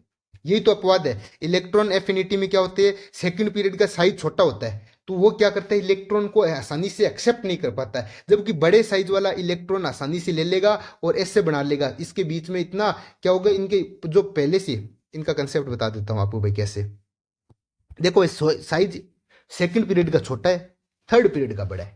अब क्या है, मैं बाहर से इसमें मान लेते 3 इलेक्ट्रॉन है, इसमें भी भर लेते हैं 3 इलेक्ट्रॉन। अब मुझे बाहर से 1 इलेक्ट्रॉन ऐड कराना है। इलेक्ट्रॉन एफिनिटी का मतलब इलेक्ट्रॉन को ऐड कराना है। अब ये देखो, ये इलेक्ट्रॉन पास पास है, ये पास पास है, तो ये बाहर वाले इलेक्ट्रॉन से ज्यादा रिपल्सन करेंगे, क्योंकि छोटा साइज है। तो ये इलेक्ट्रॉन आते ही क्या करेगा? ये रिपल्सन ज्यादा करेगा, क्योंकि ये तो बड़ा साइज है। इसमें ये कोने में आके इस साइड आके बैठ जाएगा, तो इनमें ज्यादा रिपल्शन ही नहीं हो पाएगा। कहने का मतलब थर्ड पीरियड वाला इलेक्ट्रॉन ज्यादा आसानी से लेता है। फिर कौन सा लेता है? फिर सेकंड पीरियड वाला, फिर फोर्थ पीरियड वाला, फिर 5 पीरियड वाला। ये किसका ऑर्डर है? इलेक्ट्रॉन एफिनिटी का ऑर्डर है। तो ये क्या बात बोलना चाह रहा है? ये उल्टे बात बोलना चाह रहा है, जो कि गलत है। क्या सल्फर की ज्यादा होती है इलेक्ट्रॉन एफिनिटी ऑक्सीजन के कंपैरिजन में? ये बोल रहा है कि ऑक्सीजन की अपेक्षा सल्फर की इलेक्ट्रॉन एक्टिविटी कम ऋणात्मक होती है। नहीं नहीं नहीं नहीं, अधिक ऋणात्मक होती है। इसका मतलब सी ऑप्शन गलत बोल दिया इसने। फिर आगे देखो, आयनिक त्रिज्या प्रभावी नाभिक आवेश की व्युत्क्रमणानुपाती तथा आवरण त्रिज्या के अनुक्रमणानुपाती होते हैं। बिल्कुल सही बात है भाई। कैसे sir? Z effective, Z effective मतलब उसके अंदर पॉजिटिव चार्ज देखते हैं। यदि जेड इफेक्टिव ज्यादा है, इसका मतलब उसका न्यूक्लियस पे पॉजिटिव चार्ज ज्यादा है, और मुझे ये पता है पॉजिटिव चार्ज ज्यादा है तो उसकी त्रिज्या कम होगी, उसकी त्रिज्या कम होगी। ये बात बोलना चाह रहे हैं। त्रिज्या क्या होगी? आयनिक त्रिज्या प्रभावी नाभिक के आवेश की व्युत्क्रमण अनुपाती। सही बात है। जितना ज्यादा यदि जेड इफेक्टिव होगा, उसकी त्रिज्या उतनी ही कम होगा, और उसका जस्ट उल्टा होता है आवरण प्रभाव। यदि शील्डिंग प्रभाव ज्यादा होगा, उसकी त्रिज्या ज्यादा होगी। ये बिल्कुल सही बात है। आगे पढ़ाएंगे आपको शील्डिंग प्रभाव क्या होता है। अरे शील्डिंग का मतलब अंदर के इलेक्ट्रॉन को बाहर के इलेक्ट्रॉन में, जो अंदर का जो जो न्यूक्लियस होता है, यानी न्यूक्लियस बोले तो क्या हिंदी में क्या? नाभिक। नाभिक का बाहरी इलेक्ट्रॉन पे पड़ने वाला प्रभाव को रोकना ही क्या होता है? शील्डिंग। यदि ये आसानी से रोक लेगा, इसका मतलब बाहर वाले इलेक्ट्रॉन और नाभिक के बीच में अट्रैक्शन कम होगा। ऐसे सोचो, अट्रैक्शन कम होगा यानी बाहर वाला इलेक्ट्रॉन दूर रहेगा, और दूर रहेगा इसका मतलब नाभिक की त्रिज्या ज्यादा होगी। तो ये बात सही बोल रहे हैं। आगे देखो 122 नंबर। ऐसे लॉजिक आपको कोई नहीं समझा सकता। आपको सिर्फ सेकंड ग्रेड वाले में देखे मास्टर आते हैं, वो आपको रटवाएंगे, ऐसे होता है जी, ऐसे होता है, और चले जाते हैं। यदि आपको वास्तव में केमिस्ट्री समझनी है तो मैं तो कुछ नहीं बोलूंगा, एक ही बात बोलूंगा, 999। कितना? 999 बस। आगे देखो, इलेक्ट्रॉन लब्धि एंथैल्पी का मान वर्ग के ऊपर से नीचे की ओर जाने पर कम ऋणात्मक होता है। क्या ये बात सही है क्या? बताओ भाई, खुद सोचो।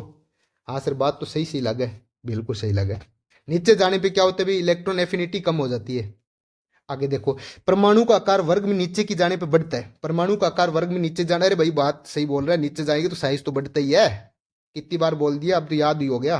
और जुड़ने वाला इलेक्ट्रॉन नाभिक से दूर जाता है। बिल्कुल सही बात है सर। देखो, छोटा इलेक्ट्रॉन है, एक बड़ा साइज है। एक तो ये इलेक्ट्रॉन है नाभिक के बिल्कुल पास में रहेगा, एक यहाँ नाभिक बैठा है, एक इलेक्ट्रॉन यहाँ बैठा है, बेचारे दूरी बढ़ गई। तो साइज बढ़ेगा तो दूरी भी बढ़ेगी, ये बात भी सही है। और ये बात सही है, इसी वजह से ए सही है, क्योंकि ये अधिक दूर है तो इसकी इलेक्ट्रॉन एफिनिटी बढ़ेगी। बढ़ेगी क्या? अरे कम होगी इलेक्ट्रॉन एफिनिटी, क्योंकि इलेक्ट्रॉन का प्रभाव ही कम हो जाएगा। तो ये इसकी इलेक्ट्रॉन एक्टिविटी साइज बढ़ने की वजह से इलेक्ट्रॉन एफिनिटी कम हो जाएगी। इसका मतलब सेकंड वाला फर्स्ट को समझा रहा है, यानी फर्स्ट ऑप्शन आ जाएगा। अरे इसकी व्याख्या कर रहा है कि नहीं कर रहा? बिल्कुल कर रहा है। अब इतनी बार इलेक्ट्रॉन एफिनिटी करवा दी, अब तो समझ में आ ही गया होगा। नहीं आया तो कमेंट में बता देना कि सर कम ही समझ में आया हमारे। हम इलाज करेंगे, जिनके कम समझ में आ रहा है उनका भी इलाज करेंगे। हम तो ये चाहते हैं जो हमारे से जुड़ा हुआ है उसका प्रत्येक स्टूडेंट की केमिस्ट्री में कितने क्वेश्चन सही होने चाहिए? 40 प्लस क्वेश्चन। ये क्या किसका टैगलाइन है? एफसीआई की टैगलाइन है ये। कि जो एफसीआई से जुड़ गया उसकी केमिस्ट्री 40 प्लस क्वेश्चन सही होना चाहिए। यदि उसने एफसीआई के टीचर्स यानी सुभाष सर के द्वारा कहे गए नियमों पे यदि आप चलोगे, वो आपको जो नोट्स करवा रहे हैं आप उन नोट्सों को समझ के पढ़ोगे, फिर एनसीईआरटी जो करवा रहे हैं सर वो पढ़ोगे, उसके बाद सर डीपीपी करवा रहे हैं, यदि उन डीपीपी के सारे क्वेश्चन लगाओगे, उसके बाद सर आपको आरपीएससी पीवाईक्यू करवा रहे हैं, यदि वो सारे क्वेश्चन सही करोगे, उसके बाद आप सर का वीडियो लेक्चर देखोगे, उसके बाद आप अपनी गलतियों को महसूस करोगे, फिर वापस अपनी गलतियों को नोटबुक में ऐड करोगे। यदि ये काम आपने 4 महीने कर लिया तो आपके कितने क्वेश्चन सही होंगे? 40 प्लस क्वेश्चन। और 40 प्लस क्वेश्चन जिसके सही हो रहे हैं मान के चलना पक्का ही सिलेक्शन ले गया वो। आगे बात करें 123 नंबर में, निम्नलिखित में ग्रुप 13 में परमाणुवीय त्रिज्या का कौन सा क्रम सही है? अब देखो भाई 13 नंबर में क्या होता है, एक लोचा होता है। अरे कौन सा लोचा होता है? 13 नंबर में क्या होगा भाई? 13 नंबर में देखो बोरोन BL गंगवाल इन थलमंडी जैसा। नीचे जाने पे क्या होना चाहिए? नीचे जाने पे त्रिज्या बढ़नी चाहिए। बिल्कुल सही बात है सर, मेरे अकॉर्डिंग तो TL की सबसे ज़्यादा आनी चाहिए, फिर IN की आनी चाहिए, फिर GA की आनी चाहिए सर, फिर एल्यूमिनियम की, फिर बोरोन की। ऐसा कोई ऑप्शन है क्या सर? एक ऑप्शन तो बिल्कुल मिलेगा सर, और ये सेकंड ऑप्शन मेरे अकॉर्डिंग सेकंड आना चाहिए, लेकिन लगा दो क्रॉस। क्यों लगा दें सर? इसका भी रीजन देता हूं आपको। इसका रीजन ये है कि जैसे ही आपका GA आएगा, जैसे ही आपका GA आएगा, इसमें पहली बार क्या आएगा? पहली बार F इलेक्ट्रॉन आएंगे, और F इलेक्ट्रॉन आएंगे तो इसमें पूर शील्डिंग होगी। पूर शील्डिंग होगी। पूर शील्डिंग होने की वजह से क्या करेगा? पूर शील्डिंग का मतलब, शील्डिंग आप समझो एक तरीके से, आपको शील्डिंग समझाता हूं मैं। ये देखो अभी न्यूक्लियस है और ये बाहरी इलेक्ट्रॉन है यार। अब शील्डिंग ये यदि पूर डी, यदि इसके अंदर SP फिर D, यहाँ पे D ऑर्बिटल भी आप मान, यहाँ पे D इलेक्ट्रॉन लिख लो आप, D इलेक्ट्रॉन आते हैं। तो यदि इसमें D इलेक्ट्रॉन आएगा, पहले D आएगा फिर F आएगा, पहले D लिखते हैं। यदि D इलेक्ट्रॉन आता है, D इलेक्ट्रॉन की पूर शील्डिंग का मतलब होगा ये जो न्यूक्लियस है इसका प्रभाव कम रहेगा इस पे। ये जो न्यूक्लियस है S, यदि ये न्यूक्लियस है, ये S है, ये P है और ये D है, ये न्यूक्लियस क्या करेगा? बाहर के इलेक्ट्रॉन को अपनी तरफ खींचेगा। क्यों खींचेगा? ये प्लस है और ये माइनस है, तो इनके बीच में क्या होगा? अट्रैक्शन होगा, यानी आकर्षण लगेगा। आकर्षण होगा तो ये अपनी तरफ इलेक्ट्रॉन को खींचेगा, तो यानी साइज कम हो जाएगा। ये देखो भाई, एक इलेक्ट्रॉन यहाँ इतनी दूर था, अब क्या होगा भाई? ये खींचेगा तो ये प्लस होगा, और ये इलेक्ट्रॉन यहाँ आ जाएगा, तो ये क्या करेगा? एक तो साइज इतना था, अब साइज इतना हो गया, यानी त्रिज्या घट गई ना, त्रिज्या घट गई तो मतलब साइज कम हो गया। इसको बोलते हैं शील्डिंग। अब क्या होता है? डी इलेक्ट्रॉन क्या होता है? डी इलेक्ट्रॉन की पूर्ण शील्डिंग होती है, यानी डी इलेक्ट्रॉन जो ये प्लस वाला चार्ज है ना, इसके प्रभाव को इतना कम नहीं कर पाता, यानी ये इस इलेक्ट्रॉन तक अपना प्रभाव जारी रखता है। प्रभाव जारी रखेगा तो इसकी त्रिज्या कम हो जाएगी। प्रभाव यदि ये डी इलेक्ट्रॉन पूर्ण शील्डिंग का मतलब होगा जो प्लस चार्ज है ना, उसके प्रभाव को बाहरी इलेक्ट्रॉन के प्रति कम नहीं कर पाएगा, यानी कम नहीं कर पाएगा, इसका मतलब पूरा है, कम नहीं कर पाएगा। तो ये इलेक्ट्रॉन क्या होगा? न्यूक्लियस की तरफ आ जाएगा और इसकी त्रिज्या कम हो जाएगी। तो इस वजह से क्या होगा? ये सर गैलियम होता है, गैलियम में D इलेक्ट्रॉन होते हैं, तो इसकी ये क्या करेगा? ये इसमें पॉजिटिव चार्ज जो होता है न्यूक्लियस वाला, वो अपनी तरफ इस इलेक्ट्रॉन को खींचेगा और GA का साइज छोटा कर देगा। किससे? एल्यूमिनियम से। तो यानी कहने का मतलब सर एल्यूमिनियम पहले आ जाएगा। कहने का मतलब ये है इसमें एल्यूमिनियम पहले आ जाएगा फिर GA आ जाएगा। ऐसा कोई ऑप्शन बैठ रहा है क्या? ये अपने को याद ही रखना है। यदि किसी को नहीं समझ में आ रहा है तो C ऑप्शन ये एज इट इज याद रखना है कि ऑर्डर कैसा आएगा। इसमें आपको पूछ सकता है किसकी वजह से ये ऑर्डर है। आजकल RPSC भी सियाणी हो गई। कई बार क्या RPSC पहले तो सीधा सीधा पूछ लेती थी, आजकल RPSC सियाणी हो गई। हो सकता है ये क्वेश्चन आपको ऐसे भी पूछ लिया जाए। कैसे? कि ये इसका रीजन क्या है? तो इसका रीजन होना चाहिए, आपको बताना पड़ेगा D इलेक्ट्रॉन की पूर्ण शील्डिंग। ऐसे भी क्वेश्चन पूछ सकता है, ठीक है, कि क्यों होता है ये, तो आपको बताना पड़ेगा D इलेक्ट्रॉन की पूर्ण शील्डिंग होने की वजह से नाभिका इलेक्ट्रॉन के प्रति जो आकर्षण है वो ज्यादा रहेगा और इलेक्ट्रॉन की साइज छोटी हो जाएगी। इसकी वजह से गैलियम की साइज छोटी हो जाती है। आगे देखो भैया 124 नंबर, आणविक कक्षीय सिद्धांत MOT के अनुसार O2 अणु के अणुचुंबकीय होने का कारण क्या है? अरे सर कितनी बार करवा दिया O2 वाला, ये तो मैंने पिछले लेक्चर, पिछली जो टेस्ट सीरीज में 50 बार क्वेश्चन करवा दिया था।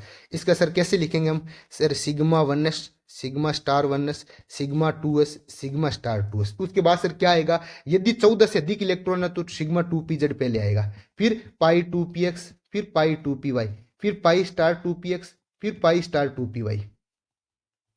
सही बात है। बिल्कुल। इनमें कितने इलेक्ट्रॉन है भाई? 16 इलेक्ट्रॉन भर दो सर। दो इसमें, दो दो चार, दो छः, दो आठ, दो 10, दो 12, दो 14, दो 16। इसको दो एक साथ भर सकते हैं क्या? नहीं सर, इनकी एनर्जी समान होती है, तो इसकी वजह से इनमें एक एक इलेक्ट्रॉन भरेंगे पहले। सर मुझे इनसे कोई मतलब नहीं है। ये बोल रहे हैं कि अनुचुंबकीय क्यों है सर? 16 है, सम संख्या में है, तो प्रतिचुंबकीय होना चाहिए था, लेकिन नहीं होगा, अनुचुंबकीय होगा, क्योंकि इनमें देखो एक एक इलेक्ट्रॉन आ रहा है ऐसे। एक एक इलेक्ट्रॉन का मतलब ये इसमें अनपेयर्ड इलेक्ट्रॉन नहीं है, हाफ पेयर्ड है, यानी क्या अनपेयर्ड इलेक्ट्रॉन प्रेजेंट है, पेयर्ड इलेक्ट्रॉन नहीं, सॉरी, इनमें अनपेयर्ड इलेक्ट्रॉन। अनपेयर्ड इलेक्ट्रॉन की वजह से क्या होगा? ये अनुचुंबकीय प्रभाव शो करेगा। तो अब भाई ऑप्शन देख लेते हैं, ऑप्शन क्या बोलते हैं भाई, अभी देखते हैं इसमें ऑप्शन क्या बोलता है रे। तो देखो, सिग्मा बंदी इलेक्ट्रॉन में अयुग्मित इलेक्ट्रॉन, मुझे सिग्मा से कोई मतलब नहीं है, ये पाई स्टार है। सिग्मा प्रतिबंधी से कोई मतलब नहीं है। पाई बंदी से नहीं मतलब, मुझे पाई प्रतिबंधी से मतलब है। पाई एंटी बॉन्डिंग, क्योंकि स्टार का मतलब एंटी बॉन्डिंग, तो पाई एंटी बॉन्डिंग आणविक कक्षा में अयुग्मित इलेक्ट्रॉन, बिल्कुल सही बात है, एक एक इलेक्ट्रॉन अयुग्मित है इसमें, तो इसका आंसर क्या आ जाएगा? फोर्थ। वेरी इंपॉर्टेंट क्वेश्चन है भाई, ऐसे क्वेश्चन आरपीएससी बहुत ज्यादा पूछती है। आपको यहाँ हो सकता है एफसीए की टेस्ट सीरीज में ये क्वेश्चन नॉर्मल लग रहा हो, लेकिन जब आरपीएससी पूछेगी तो बोलोगे सर ये कहाँ से आया, और फिर हम बोलेंगे आपको कि हमारी टेस्ट सीरीज से आया, फिर कुछ बच्चे बोलेंगे, ज्ञान देंगे सर कैसे, ऐसा हो ही नहीं सकता। तो इनके लिए अभी मैं आपको प्रूफ भेज रहा हूँ, इतनी शानदार टेस्ट सीरीज आप खुद देखोगे, आपको लगेगा लेवल क्या है, चीज है, चीज एक नंबर लेवल है। इसमें आप गलतियां करोगे तभी तो आपका दिमाग खुलेगा। अब मैं सीधा सीधा क्वेश्चन दे देता, और टू का बंद क्रम बताओ, और टू माइनस का बंद क्रम बताओ, एन टू का बंद क्रम बताओ, ये तो दुनिया रटती है। हमारा काम रटाने का नहीं है, हमारे काम समझाने का है। आगे देखो, 125 नंबर, भाई बहुत बढ़िया क्वेश्चन, बहुत ही अच्छा क्वेश्चन, बहुत ही शानदार क्वेश्चन। स्थायित्व का क्रम H2 प्लस H2 माइनस, कितने इलेक्ट्रॉन है इसमें? दो। दो बोले तो सिग्मा 1s2। इसमें कितने इलेक्ट्रॉन? एक बोले तो सिग्मा 1s। इसमें सर 3 इलेक्ट्रॉन, क्योंकि दो इसके हो गया, एक नेगेटिव का मतलब एक बाहर से आ गया, तो sigma 1s2 sigma star 1s1, 3 electron भर दिया। अब इसका बॉन्ड ऑर्डर निकालो सर। बॉन्ड ऑर्डर क्या होता है? बॉन्ड ऑर्डर बराबर half of an anti bonding, bonding minus an anti bonding. इसमें क्या होगा sir? Bonding bonding electron, anti bonding में कुछ है ही नहीं, तो हाफ इंटू 2 माइनस 0, यानी हो गया 1, तो इसका बॉन्ड ऑर्डर हो गया 1। इसका सर बॉन्ड ऑर्डर निकालो, तो इसमें एंटी बॉन्डिंग में कोई इलेक्ट्रॉन नहीं है, बॉन्डिंग में एक इलेक्ट्रॉन है, तो 1/2 आ जाएगा सर, 0.5 आ जाएगा। इसमें सर बॉन्डिंग में 2 है, माइनस एंटी बॉन्डिंग में 1 है, डिवाइड बाई 2 आएगा, यानी ये भी 0.5 आएगा। तो सर जिसका बॉन्ड ऑर्डर ज्यादा होते है उसकी स्टेबिलिटी ज्यादा होगी, यानी H2 की ज्यादा होगी। इसके बाद में सर H2 प्लस और H2 माइनस में कैसे करेंगे? H2 प्लस और H2 माइनस में आपको देखना है, जिसमें एंटी बॉन्डिंग में इलेक्ट्रॉन है उसकी स्टेबिलिटी कम होगी। एंटी बॉन्डिंग में किस में सर? H2 माइनस में, ये देखो एक इलेक्ट्रॉन एंटी बॉन्डिंग में, क्या इसमें एंटी बॉन्डिंग में है? नहीं है सर, इसमें एंटी बॉन्डिंग में है। यदि एंटी बॉन्डिंग में जिसमें इलेक्ट्रॉन आएगा, एंटी बॉन्डिंग में इलेक्ट्रॉन आएगा, उसकी स्टेबिलिटी कम हो जाएगी, उसकी स्टेबिलिटी कम हो जाएगी। अर्थात कहने का मतलब है H2 प्लस की स्टेबिलिटी ज्यादा होगी, H2 माइनस की सबसे कम होगी, क्योंकि एंटी बॉन्डिंग में इलेक्ट्रॉन आ रहा है। तो H2 प्लस, सॉरी H2, फिर H2 प्लस, फिर H2 माइनस, कौन सा ऑप्शन है सर? सी ऑप्शन है। आगे बात समझ में क्या? यदि किसी को वास्तव में दिक्कत हो रही है कि मेरे तो सर बिल्कुल ही समझ में नहीं आ रही, ऊपर से जा रही है, तो आप मेरा प्लीज केमिस्ट्री कोर्स ले लीजिए, तुरंत ही ले लीजिए। मैं तो एक ही बात बोलूंगा, नो नो नो, बस ये आपके दिमाग में रहना चाहिए, तुरंत ही केमिस्ट्री कोर्स ले लीजिए। इससे भी बेहतरीन बेहतरीन क्वेश्चन आपके दिमाग में सीधा खोपड़ी में बैठेंगे। आगे देखो, आणविक कक्षीय सिद्धांत अमोटी के दृष्टिकोण से कौन सा कथन सही नहीं है भाई? Be2 एक अस्थायी अणु है, क्योंकि अबंध क्वांटी का मान शून्य है, बिल्कुल सही बात है। Be2 का मतलब 4 electron, sigma 1s2 sigma star 1s2। देखो, दो बॉन्डिंग में, दो एंटी बॉन्डिंग में, बॉन्ड ऑर्डर लिखाओ भाई, हाफ ऑफ बॉन्डिंग 2 माइनस 2, तो बॉन्ड ऑर्डर 0। जिसका बॉन्ड ऑर्डर 0 होता है वो अनस्टेबल होता है, तो ये बात सही है। फिर He2 प्लस, सर He में कितने होगा? हाइड्रोजन हीलियम, हीलियम में सिर्फ 2 इलेक्ट्रॉन होते हैं। अच्छा, तो इसमें इसे बेरिलियम में कितने होंगे? 8 इलेक्ट्रॉन होंगे, सेम ऐसे ही, कोई नहीं, sigma 2s2 sigma star 2s2 लगा लो भाई, 4 कर लो इसमें, ठीक है। अब आ गया He2 प्लस, एक एक हाइड्रोजन, एक हीलियम में कितने इलेक्ट्रॉन है? 2 है, 2 हीलियम में 4, 4 में से एक प्लस का मतलब एक इलेक्ट्रॉन कम, यानी 3 इलेक्ट्रॉन बनने। 3 इलेक्ट्रॉन का मतलब हो गया sir sigma 1s2 sigma star 1s1 हो गया, तो इसकी अबंध कोटि शून्य है, अतः अणु अस्थायी है, परंतु He2 के अस्तित्व की अपेक्षा की जा सकती है। क्या ऐसा कुछ ऑप्शन सही बैठ रहा है क्या? मेरी नजरों में तो ये He2 आना चाहिए, प्लस नहीं होना चाहिए यहाँ पे। He2, ये देखो यहाँ अब सही बैठेगा। He2 के अबंध कोटि शून्य है, यहाँ ये बात सही है बिल्कुल। अतः अणु अस्थायी है बिल्कुल, लेकिन He2 प्लस की अस्तित्व का अपेक्षा की जा सकती है बिल्कुल। He2 तो हमें पता है कि इसका बॉन्ड ऑर्डर 0 है, लेकिन He2 प्लस का बॉन्ड ऑर्डर मुझे पता है कितना है, 0.5 है। इसका मतलब इसके ये तो एग्जिस्ट ही नहीं करेगा, ये एग्जिस्ट कर सकता है ये, इसलिए ये प्लस वाला साइन हटा दो। आगे देखो तीसरा ऑप्शन, किसमें, 126 में। द्वितीय आवर्तों के सब नाभिक के द्विपरमाणु अणु में N2 की अबंध सामर्थ्य उच्चतम होती है बिल्कुल, मुझे पता है N2 के बॉन्ड ऑर्डर कितना होता है, 3, जो कि सबसे ज्यादा होता है, तो ये बात भी सही बात बोलना चाह रहा है। आगे देखो, यदि अबंध कोटि धनात्मक, ऋणात्मक या शून्य हो तो अणु अस्थायी होगा। नहीं नहीं नहीं, यदि किसी का बॉन्ड ऑर्डर 0, बॉन्ड ऑर्डर 0 हो तभी अणु क्या होगा, अस्थायी होगा। और बॉन्ड ऑर्डर 0 कब आएगा, जब एंटी बॉन्डिंग और बॉन्डिंग के इलेक्ट्रॉन समान हो जाए। यानी सिर्फ एक वाला केस, लास्ट वाला जो शून्य दिखा हुआ ना, ये देखो ये वाला, यहाँ पे देखो, नजर मारो इस पे, इस पे नजर मारो, सिर्फ इसी के केस में ही अणु क्या होगा, अस्थायी होगा। यदि कोटि धनात्मक है तो अणु क्या होगा, इसका bond order not equal to 0 होगा, यानी अणु स्थायी होगा। तो ये बात गलत बोल दी इसने, ठीक है। तो इसका मतलब फोर्थ ऑप्शन गलत है, इसका फोर्थ ऑप्शन क्या भी गलत है। तो इसका आंसर क्या आएगा, फोर्थ ऑप्शन। आगे देखो, SF4 की निम्न में से कौन सी आकृति सर्वाधिक स्थायी है तथा क्यों है। अरे भाई एक बात बताओ, यदि इसमें लोन पेयर यहां आ गया, एक लोन पेयर इसमें ये आया, आप खुद ही देखो किसमें सबसे ज्यादा रिपल्सन है, खुद ही, मैं तो क्या ही बताऊं। ये देखो इसमें ये है और यहाँ है, ये 90 डिग्री है, ये इससे कितने 180 डिग्री है, ये 90 डिग्री है, ये 90 डिग्री है, यानी 3 ऐसे है जो कि 90 डिग्री पे है। जबकि ये इसके साथ रखोगे तो 2 ही बॉन्ड ऐसे आएंगे जो कि 90 डिग्री पे है, तो 2 ही 90 डिग्री पे है, यानी लोन पेयर और बॉन्ड पेयर की रिपल्सन की वजह 2 होगी। यहाँ पे क्या होंगे, 3 बॉन्ड ऐसे होंगे जिन पे ज्यादा रिपल्सन लगेगा, यानी 3 90 डिग्री के पास पास में बॉन्ड होने की वजह से रिपल्सन ज्यादा लगेगा। तो ये चाहता है, SF4 चाहता है कि मुझे सेकंड वाले में स्टेबल रहूं, क्योंकि सेकंड वाला क्या करेगा, इसकी रिपल्सन को कम कर रहा है। तो 2 लोन पेयर बॉन्ड पेयर प्रतिकर्षण के कारण इसकी आकृति सर्वाधिक स्थायी कौन सी है, सेकंड वाली ज्यादा स्थायी है, ठीक है। तो इसका आंसर क्या आ जाएगा, सेकंड ऑप्शन आ जाएगा। आगे देखो, पानी के अणु की आकृति जिसे चतुष्फलकीय के होनी चाहिए थी, ऐसे ऐसे होता है ना पानी के अणु, इसके अंदर 2 लोन पेयर होते हैं और इसका बॉन्ड एंगल कितना होता है, 104 डिग्री 5 मिनट के साथ मुड़ी हुई या विकृत चतुष्फलकीय की आकृति होती है। इसका कारण क्या है भाई, अब क्या ही करें, ऐसे ऐसे क्वेश्चन भी कराने पड़ेंगे क्या। इसका कारण क्या है, ये देखो, लोन पेयर प्रतिकर्षण, लोन पेयर प्रतिकर्षण, फिर लोन पेयर बॉन्ड पेयर प्रतिकर्षण से अधिक होता है, बिल्कुल सही बात है, बिल्कुल सही बात है। कि देखो ऑक्सीजन ये रहा, ये होता है बॉन्ड पेयर प्रतिकर्षण, और इसके बाद हो गया लोन पेयर, ये लोन पेयर ये प्रतिकर्षण ज्यादा होगा तभी तो एक लोन पेयर इधर होगा, एक लोन पेयर इधर होगा, तो ये अपने मुड़ी हुई आकृति में दिखेगा। यदि ये पास पास होता है और इसका प्रतिकर्षण कम होता तो क्या होता है, क्या होता भाई, ये पास पास रहता भाई, ये बॉन्ड दूर दूर, तो इसका मतलब ये अपने को स्ट्रेट सा दिखता है, सीधा सीधा दिखते हैं, एच इस टाइप में दिखता है। लेकिन ये मुड़ा हुआ क्यों है, क्योंकि प्रतिकर्षण ज्यादा है। तो इसका आंसर क्या आ जाएगा, फर्स्ट ऑप्शन आ जाएगा।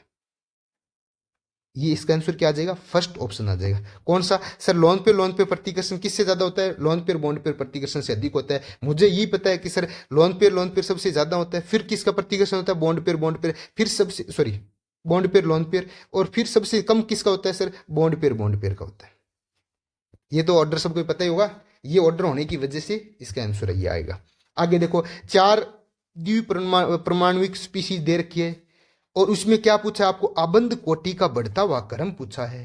आबंध कोटि का बढ़ता हुआ क्रम कैसे निकालेंगे हम, मुझे ये पता है कि सर N2 का सबसे ज्यादा होता है बॉन्ड ऑर्डर 3, यानी 14 इलेक्ट्रॉन जिसमें है उसका बॉन्ड ऑर्डर सबसे ज्यादा होगा।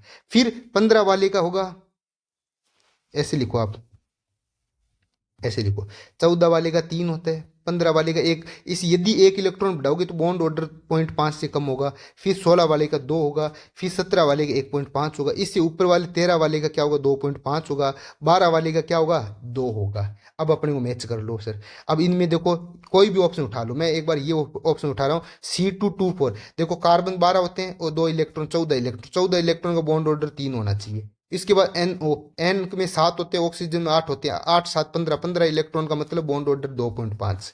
फिर O2 देखो 16 और एक इलेक्ट्रॉन बाहर से 17 इलेक्ट्रॉन, 17 इलेक्ट्रॉन मतलब बॉन्ड ऑर्डर 1.5।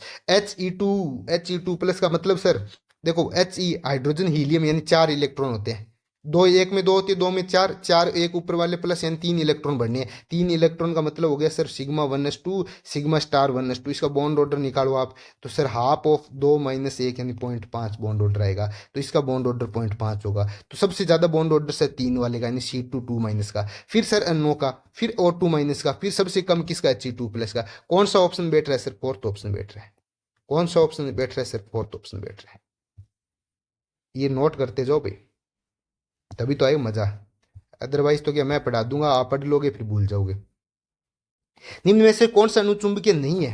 अरे अणुचुंबकीय किन के भाई? अणुचुंबकीय का मतलब क्या होता है?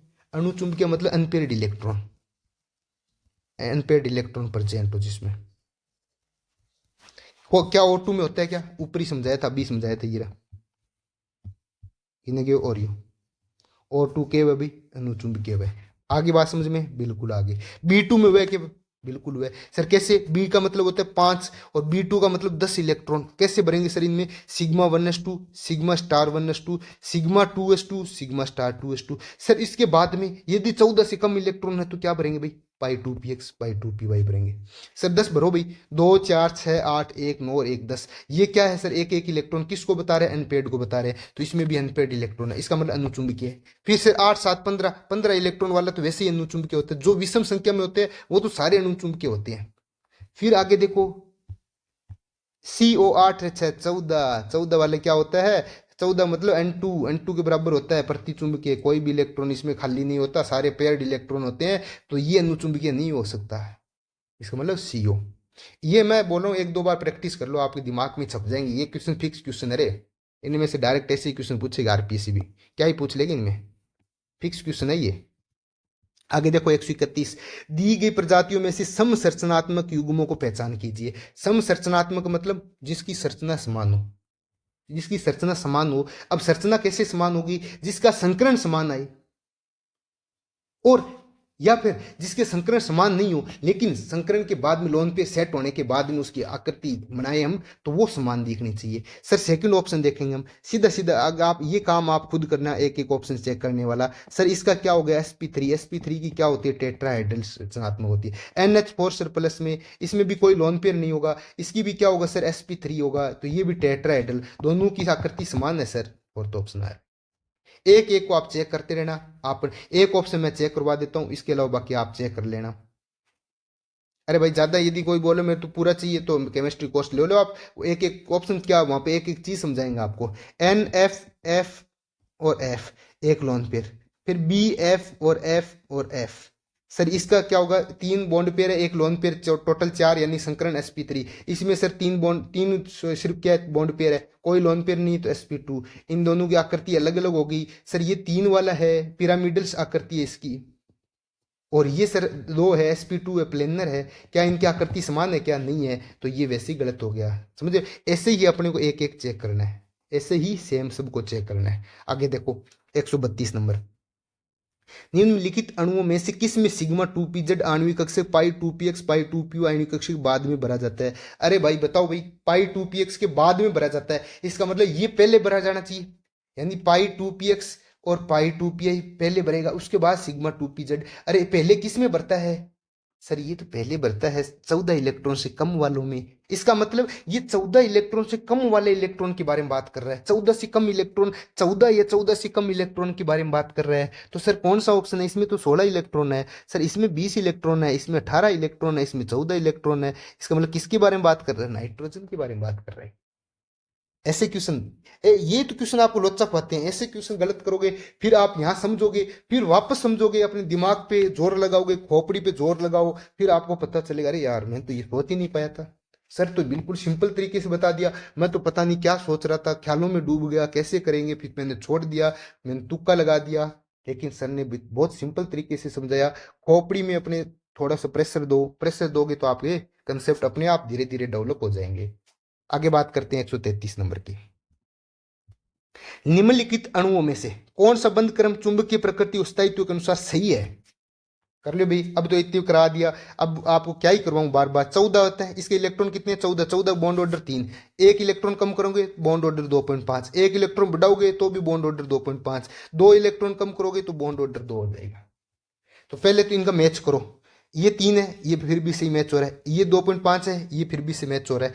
क्या ये मैच हो रहा है? नहीं हो रहा है। क्या ये मैच हो रहा है? नहीं हो रहा है। ये ऑप्शन 2 तो वैसे ही कट गए। ठीक है, आगे देखो 3 है। क्या 3 अणुचुंबकीय होता है क्या? सर प्रतिचुंबकीय होता है। 3 में तो कोई अनपेड इलेक्ट्रॉन नहीं होता है, तो ये वैसे कट गया, अपने को पेन ही नहीं उठाना पड़ा। इसका मतलब ये अणुचुंबकीय। जब भी आपको मैंने बोल दिया जिसमें ओड इलेक्ट्रॉन हो, जिसमें विषम संख्या में इलेक्ट्रॉन हो, वो सारे के सारे अणुचुंबकीय होंगे, तो ये अणुचुंबकीय है। बिल्कुल सही बात है। N2 की तुलना में कम स्थायी है क्या? बिल्कुल सर। इसका बॉन्ड ऑर्डर 3 है, इसका बॉन्ड ऑर्डर 2.5 है। जिसका बॉन्ड ऑर्डर कम होगा वो स्थायी कम होगा। इसका मतलब ये N2 की तुलना में कम स्थायी है। बिल्कुल सही बात है। सीधा बिना पेन उठाए सर मैंने कर दिया तीसरा, सेकंड ऑप्शन। तो इसका आंसर क्या आ जाएगा? B option. आगे देखो 134 नंबर। नाइट्रोजन के कक्षकों के लिए संकरण पूछा हुआ है। सर क्या ही बात कर रहे हो आप? NO2। इसका मैंने आपको एक शॉर्टकट तरीका बता रखा है। कैसे? एन क्या बनाता है भाई? डबल बॉन्ड बनाता है। लियो सर, डबल बॉन्ड, इसके ऊपर प्लस। फिर ये एन नाइट्रोजन डबल बॉन्ड बनाता है, डबल बॉन्ड बनाता है। फिर एक ऑक्सीजन, ये लो माइनस। फिर NH4 मुझे पता है कि सिंगल बॉन्ड बनाता है, ये लो H और ये लो प्लस। अब इसमें संकरण निकालना है। इसमें मुझे पता है संकरण का मतलब होता है sigma bond plus lone pair की संख्या। यहाँ पे कोई लोन पेयर नहीं है, सिर्फ सिग्मा बॉन्ड है। कितने सिग्मा बॉन्ड है? 2 सिग्मा बॉन्ड है। यहाँ पे सिग्मा बॉन्ड कितने? 3 सिग्मा बॉन्ड है। यहाँ पे सिग्मा बॉन्ड कितने? 4 सिग्मा बॉन्ड है। 2 वालों के लिए क्या होता है? sp। 3 वालों के लिए क्या आता है? sp2। 4 वालों के लिए क्या आता है? sp3।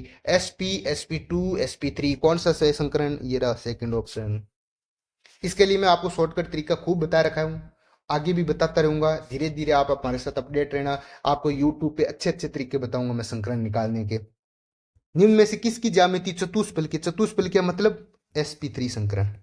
sp3 संकरण किस में आएगा? ऐसा कोई चमक रहा है क्या दिखने में? सर फर्स्ट ऑप्शन चमक रहा है। देखो बी, 4 बॉन्ड दिखने चाहिए। सर मुझे 4 बॉन्ड दिख रहे हैं। 4 सिग्मा बॉन्ड का मतलब हो गया sp3 संकरण। ठीक है, आगे देखो 136 नंबर। निम्नलिखित में से N2 के आणविक कक्षकों की ऊर्जाओं का क्रम पूछा हुआ है। N2 कितना होता है भाई? N2 14 या 14 से कम इलेक्ट्रॉन। 14 या 14 से कम इलेक्ट्रॉन, ये देखो आप नीचे आ जाओ, इसी में लिखा हुआ ही है। 14 या 14 से कम इलेक्ट्रॉन में ऐसे भरते हैं इलेक्ट्रॉन। इसके बाद में क्या भरते हैं? पाई स्टार 2px, फिर पाई स्टार 2py। ये किसके लिए है? 14 या 14 से कम इलेक्ट्रॉन के लिए। हमें बात कर रहा है N2 के लिए। बिल्कुल सर, N2 के लिए हम करा देंगे। सबसे ज्यादा ऊर्जा किसकी होगी? सर पाई 2px, ये रहा सर पाई 2px पाई 2py। फिर सिग्मा 2pz, ये रहा सर सिग्मा 2pz। फिर पाई 2py, ये रहा सर पाई 2py। यानी ये बात की जाए इधर एनर्जी ज्यादा है तो फर्स्ट ऑप्शन ही सेट बैठ गया सर। आपको इसकी एनर्जी मुझे पता है, ये बढ़ते हुए क्रम में ऐसे ऐसे। तो सबसे ज्यादा एनर्जी किसकी होगी? सर पाई 2px और पाई 2py की समान होगी। फिर सिग्मा 2pz की होगी। फिर पाई 2px और पाई 2py की समान होगी, लेकिन इसमें 2py एक ही दिया हुआ है। यदि ये 2px भी देता तो भी चलता, ये रहा ऐसे बराबर करके। लेकिन इसने एक दिया है तो एक मानना पड़ेगा अपने को। अपने दिमाग को यूज करना पड़ेगा कि यहां से एक चीज यहां से उठाइए और बाकी यहां से उठाइए। बिल्कुल सही बात बोल रहा है। आगे देखो 137 नंबर। संकरण पूछा हुआ है। अब इसमें क्या ही निकाले सर? SF4H कितने इलेक्ट्रॉन बना रहे हैं आप? तो मेरे को ये बताओ, सिग्मा बॉन्ड कितने बना रहे हैं? 4 बना रहे हैं। 4 बनाने के बाद में मुझे पता है कि S के अंतिम इलेक्ट्रॉन कितने हैं? वैलेंस शेल इलेक्ट्रॉन निकाल लिया करो। मुझे ये पता है ऑक्सीजन है वो 1s2 2s2 2p कितना है अभी? 5 होता है क्या? बिल्कुल सर 5 होता है, नहीं 4 होता है। अरे 4 होता है ऑक्सीजन, बिल्कुल सही बात है। इसके वैलेंस मतलब 2 वाले में कितने इलेक्ट्रॉन है? 6 इलेक्ट्रॉन है। 4 सिंगल बॉन्ड बना रहे हैं, पीछे कितने बच गए? 2। 2 के लिए क्या आएगा? एक लोन पेयर आएगा। अब मुझे पता है lone pair plus bond pair की संख्या से हम संकरण निकालते हैं। लोन पेयर कितने है सर? 1 है। बॉन्ड पेयर कितने है सर? 4 है। टोटल कितना हो गया? 5। 5 के लिए संकरण क्या आएगा सर? sp3d आएगा। सर मुझे नहीं पता कैसे, तो देखो 5 है ना, इनका योग 5 आना चाहिए। ये 1 है, ये 3 है, ये 1 है। टोटल कितना योग होगा? 5। तो इसके लिए संकरण क्या आएगा? sp3d आएगा। सर वैसे ही IF5 में करेंगे। इसके वैलेंस इलेक्ट्रॉन कितना होगा सर? ऑक्सीजन के बाद क्या होता है? फ्लोरीन। इसका यदि 5-6 है वैलेंस इलेक्ट्रॉन, तो इसको फ्लोरीन वाले फैमिली में कितना होगा? 7 होगा वैलेंस इलेक्ट्रॉन। इसको सेट करो आप, 1 2 3 4 5। ये 5 बॉन्ड पेयर बना रहा है, इसका मतलब 7 में से 5 बॉन्ड पेयर बना के पीछे कितना बच गया? 2 इलेक्ट्रॉन। 2 का मतलब 1 lone pair. Lone pair plus bond pair गिन लिया करो आप। तो 5 बॉन्ड पेयर है, 1 लोन पेयर, टोटल कितने हो गए? 6। 6 के लिए संकरण क्या आएगा? sp3d2। तो इसका संकरण क्या आएगा sp3d2। आगे देखो NO2 प्लस, NO2 में आप देखो भी, और ये ऑक्सीजन के लिए 6, तो नाइट्रोजन के लिख लो आप 1s2 2s2 2p3, तो वैलेंशियल इलेक्ट्रॉन कितने हैं सर 5 है। 5 आ गया, बिल्कुल सर 5 है। NO2 लगाओ आप, N डबल बॉन्ड O, फिर N डबल बॉन्ड O, यहाँ पे प्लस आएगा। यहाँ तो आप ऐसे लगा लिया करो, या ये मुझे पता है कि ऑक्सीजन डबल बॉन्ड बनाता है, तो 5 इलेक्ट्रॉन है इसमें से, एक प्लस का मतलब एक इलेक्ट्रॉन कम करना, यानी 4 इलेक्ट्रॉन बचे। अब ऑक्सीजन क्या बनाता है, डबल बॉन्ड बनाता है, एक ऑक्सीजन डबल बनाता है, तो इसका मतलब 2 ऑक्सीजन क्या बनाएंगे, 4 इलेक्ट्रॉन बनाएंगे, यानी गायब हो जाएगी। इसका मतलब इस पर कोई लोन पेयर नहीं है, लोन पेयर नहीं है, तो इस पर कितने सिग्मा बॉन्ड होंगे, मुझे पता है सर डबल बॉन्ड में एक सिग्मा होते हैं, 2 डबल बॉन्ड है, इसका मतलब 2 सिग्मा है, 2 सिग्मा से क्या होगा sp संकरण आएगा, इसका संकरण क्या आएगा sp आएगा। इसी प्रकार आज इसमें करोगे, इसमें कोई लोन पेयर नहीं दिख रहा आपको, sp3 संकरण दिख रहा है, तो sp3d, फिर sp3d2, बी के बाद सी के बाद ई के बाद डी, बी सी, ऐसे कोई ऑप्शन है क्या, ये देखो सॉरी, पहले में सी फिर ए, CADE, ऐसे कोई ऑप्शन दिख रहा है क्या सर, बिल्कुल दिख रहा है, फर्स्ट ऑप्शन CAED, बिल्कुल सही बात है सर। आगे देखो, कुछ ही नहीं करना, बहुत ही इजी तरीके से आपको समझाया है। यदि आपको फिर भी कोई चाहे डिटेल में आपको पता है एक ही जगह मिलेगा, कहाँ पे, 999 में, 999 में, ठीक है। आगे देखो, निम्न में से CO3 2- की लिए कौन सा कथन सत्य है। CO3 सर मुझे पता है, ये रहा डबल बॉन्ड, ये ऑक्सीजन है, इसका संकरण निकालो, एक सिग्मा बॉन्ड, दूसरा सिग्मा बॉन्ड, तीसरा सिग्मा बॉन्ड, 3 सिग्मा बॉन्ड के लिए संकरण क्या आएगा sp2, इसमें क्या दिया हुआ sp3, गलत हो गया अभी, ये बात तो गलत होगी। आगे अनुनादी संरचना में एक CO बॉन्ड है, नहीं सर 2 CO बॉन्ड है, ये एक डबल बॉन्ड है, यानी एक डबल बॉन्ड है और 2 क्या है, सिग्मा बॉन्ड है। ये क्या बोल रहा है, एक सिंगल बॉन्ड है और 2 डबल बॉन्ड है, जो कि गलत है, उल्टा बोल दिया इसने। आगे देखो, प्रत्येक ऑक्सीजन परमाणु पे 0.67 इकाई औसत औपचारिक आवेश है तथा CO बंध क्रम 1.33 है। हाँ ये बात सही है। कैसे सर, एक ये देखो 2 नेगेटिव चार्ज है, 2 नेगेटिव चार्ज है, कितने ऑक्सीजन बंट रहा है, 1 2 3 ऑक्सीजन बंट रहा है, इसका मतलब इसका औपचारिक जो आवेश है वो कितना हो गया, 0.67 हो गया। ये बात सही बहुत बोल रहा है। उसके बाद CO बंध क्रम कैसे निकालेंगे सर, 1 2 3 4, 4 बॉन्ड है, कितने ऑक्सीजन परमाणु सर, 3 ऑक्सीजन परमाणु है, बंध क्रम कितना आ जाएगा, 1.33। बंध क्रम का मतलब होता है टोटल नंबर ऑफ बॉन्ड और कितने एटम के बीच में डिवाइड हो रहा है, वो बंध क्रम बताएगा। इसका मतलब थर्ड ऑप्शन सही है। अरे आ रही है बात समझ में, आ रही है, या फिर ऐसे ही कथा गा रहा हूं मैं कोई कथावाचक नहीं हूं। मैं आपको केमिस्ट्री पढ़ा रहा हूं, इसका मतलब आपको केमिस्ट्री समझ में आनी चाहिए। यदि नहीं आ रही है, कोई डाउट है, तो मुझे कमेंट में बता देना कि गुरुजी हमारी पार कौन पड़े, मैंने इतनी हाई लेवल की केमिस्ट्री समझ में कौन नहीं हुआ है। ये भी बात बोलना ताकि मुझे पता चले कि वास्तव में बच्चों की प्रॉब्लम है। यदि आपको वास्तव में ये समझ में नहीं आ रहे, तो प्लीज मुझे ये बता देना कि सर मेरी खोपड़ी में कौन बड़े है, खोपड़ी में नहीं घुस रहा, क्योंकि मुझे इतनी हाई लेवल की केमिस्ट्री समझ में नहीं आती। तो आपके लिए फिर अलग तोड़ निकालेंगे। यदि किसी को वास्तव में बहुत ज्यादा कमजोर है किसी केमिस्ट्री, तो प्लीज मुझे जरूर बताएं ताकि मुझे आइडिया तो लगे। तो आपके लिए अलग निचोड़ निकालेंगे फिर केमिस्ट्री का, ठीक है। उम्मीद करता हूं आप मेरे को कमेंट में बताएंगे और बढ़िया तरीके से बताएंगे। जिसको समझ में आ रही है वो समझने वाली बात बताने, ऐसे वो जो लगाते हैं अंगूठा देते हैं ऐसे, हाँ वैसे कर देना आप। और जिसके नहीं समझ में आए वो बोल देना सर मेरे समझ में नहीं आ रही, ऊपर से निकल गई, तो प्लीज हमारे लिए जो दूसरे वाला रास्ता है वो निकालो आप। तो आपके लिए फिर 999 वाला रास्ता निकालेंगे। आगे देखो 139 नंबर, आयनिक आबंध सरलता से जिन तत्वों के बीच बनते हैं। देख आयनिक बॉन्ड का मतलब क्या होता है, आयनिक बॉन्ड होता है प्लस और माइनस के बीच में बनने वाला। प्लस का मतलब कौन बनाता है, जिसकी आयनन ऊर्जा कम होती है। अब भाई बताओ, जिसकी आयनन ऊर्जा कम होती है वो क्या होते हैं, वो आसानी से प्लस बना देगा। देखो ए से ए प्लस बनेगा, जिसकी आयनन ऊर्जा कम होगी इसका मतलब क्या होगा, आयनन कम ऊर्जा देने पे वो प्लस बन जाएगा। मुझे प्लस चार्ज चाहिए, इसका मतलब ऊर्जा क्या होनी चाहिए, निम्न आयनन ऊर्जा होनी चाहिए, निम्न आई होना चाहिए। अच्छा एक नेगेटिव चार्ज चाहिए मुझे, नेगेटिव चार्ज कब आएगा सर, एक बॉन्ड है वो इलेक्ट्रॉन लेके ए माइनस में बनेगा, और इलेक्ट्रॉन मिलेगा तो ये किसके बीच में होगा सर, जो इलेक्ट्रॉन लेने की पावर इसको बोलते हैं क्या, इलेक्ट्रॉन ऋणात्मकता। इसका मान क्या होना चाहिए, अधिक होना चाहिए, हाई क्या होनी चाहिए, इलेक्ट्रॉन एक्टिविटी होनी चाहिए। हाई इलेक्ट्रॉन एक्टिविटी का मतलब होगा, या इलेक्ट्रॉन एफिनिटी का मतलब होगा कि नेगेटिव चार्ज जल्दी बना रहा है और मुझे नेगेटिव चार्ज चाहिए। इसका मतलब लो तो क्या होनी चाहिए, आईपी होनी चाहिए, और इलेक्ट्रॉन एफिनिटी क्या होनी चाहिए, हाई होनी चाहिए। Fourth option. लो क्यों आने चाहिए? लो इलेक्ट्रॉन, लो आईपी का मतलब होगा प्लस चार्ज आसानी से बनाएगा, हाई इलेक्ट्रॉन नेगेटिविटी का मतलब होगा इलेक्ट्रॉन चार्ज आसानी से बनाएगा। मुझे प्लस और माइनस ही चाहिए बस, और क्या ही चाहिए। इलेक्ट्रॉन एफिनिटी का मतलब मैं आपको ऊपर बता चुका हूं कि इलेक्ट्रॉन एफिनिटी का मतलब जो इलेक्ट्रॉन को आसानी से ले सके और उसके बाद वो ऊर्जा रिलीज करता है, उसका मान ज्यादा होना चाहिए। ठीक है, तो इनके बीच में आयनिक बॉन्ड ज्यादा बनता है। तो किसके बीच में? निम्न आईपी और उच्च ईए, निम्न आईपी और उच्च ईए। इसके एग्जांपल्स है जैसे Na, इसके लिए जो भी एस ब्लॉक के एलिमेंट है उसकी निम्न आईपी होती है, क्योंकि ये आसानी से इलेक्ट्रॉन त्याग करके और Na प्लस में चला जाएगा जो कि स्टेबल होता है, इसलिए ये इलेक्ट्रॉन तुरंत निकाल देगा। तो मेटल होती है वो उनकी क्या होती है? निम्न आईपी होती है, निम्न आयनाइजेशन पोटेंशियल होता है उसका। तो यानी Na हो गया, Na प्लस बन गया, और ऐसे ही F माइनस तुरंत बनता है। इनके बीच का जो बॉन्ड होता है वो कौन सा बॉन्ड होता है? आयनिक बॉन्ड होता है। ये बात ये बोलना चाह रहा है। तो मुझे F माइनस जल्दी बनाने वाला चाहिए, इसका मतलब इसके लिए इलेक्ट्रॉन एफिनिटी ज्यादा है, और इसके लिए क्या होगा? इसके लिए आयनाइजेशन एनर्जी कम है। तो यानी आयनाइजेशन एनर्जी कम होना चाहिए और इलेक्ट्रॉन एफिनिटी की वैल्यू ज्यादा होनी चाहिए। वो क्या बनाएंगे? वो तुरंत आयनिक बॉन्ड बनाएंगे। अरे आई क्या बात समझ में? बिल्कुल सर, तो डी ऑप्शन आना चाहिए। आगे देखो संकरण, इतने इजी इजी क्वेश्चन है, क्या ही करेंगे सर अभी तो। अब तो इतनी मेरे को लग रहा है आपको सेट बैठ ही गया होगा।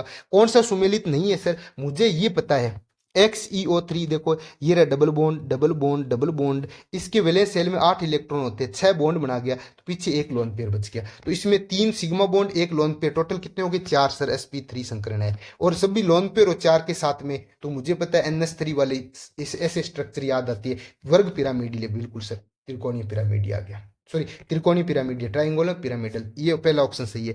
XeF6 सर, XeF6 में तो कुछ सोचना नहीं, ऐसा एक लोन पेयर हो रहा था इसमें, क्योंकि छह छह तो सिग्मा बॉन्ड बना के एक पीछे बच गया, 8 में से 6 बॉन्ड बनेंगे, पीछे 2 इलेक्ट्रॉन, यानी एक लोन पेयर। और जब भी इस प्रकार का लोन पेयर आ जाए उसको विकर्त अष्टफलक के बोलते हैं। और इसमें 6 प्लस 7, 6 क्या हो गया? सिग्मा बॉन्ड, एक लोन पेयर से आ गया, टोटल 7, 7 का मतलब sp3d3। ये ऑप्शन भी सही बैठ रहा है। XeOF4 को देख लेते हैं सर, XeOF4 को देख लेते हैं। Xe ये रहा सर O, फिर ये लो F, फिर ये लो F, फिर ये लो F, फिर ये लो F, 8 है, 8 में से 4 तो सिग्मा बॉन्ड बना रहे और 2 ये बना रहे डबल बॉन्ड, पीछे बच गया एक, यानी लोन पेयर बच गया। अब देखो इसमें सिग्मा बॉन्ड कितने हो गए? 1 2 3 4 5 6, 6 बॉन्ड से क्या बनेगा? sp3d2 बनेगा, sp3d2 बनेगा। और इसकी स्ट्रक्चर मुझे पता है सर, लोन पेयर आ गया। यदि कुछ नहीं आता तो ये कौन से सर, ये कौन से स्क्वायर वाला होता? हेक्सागोनल। लेकिन इसमें क्या होगा?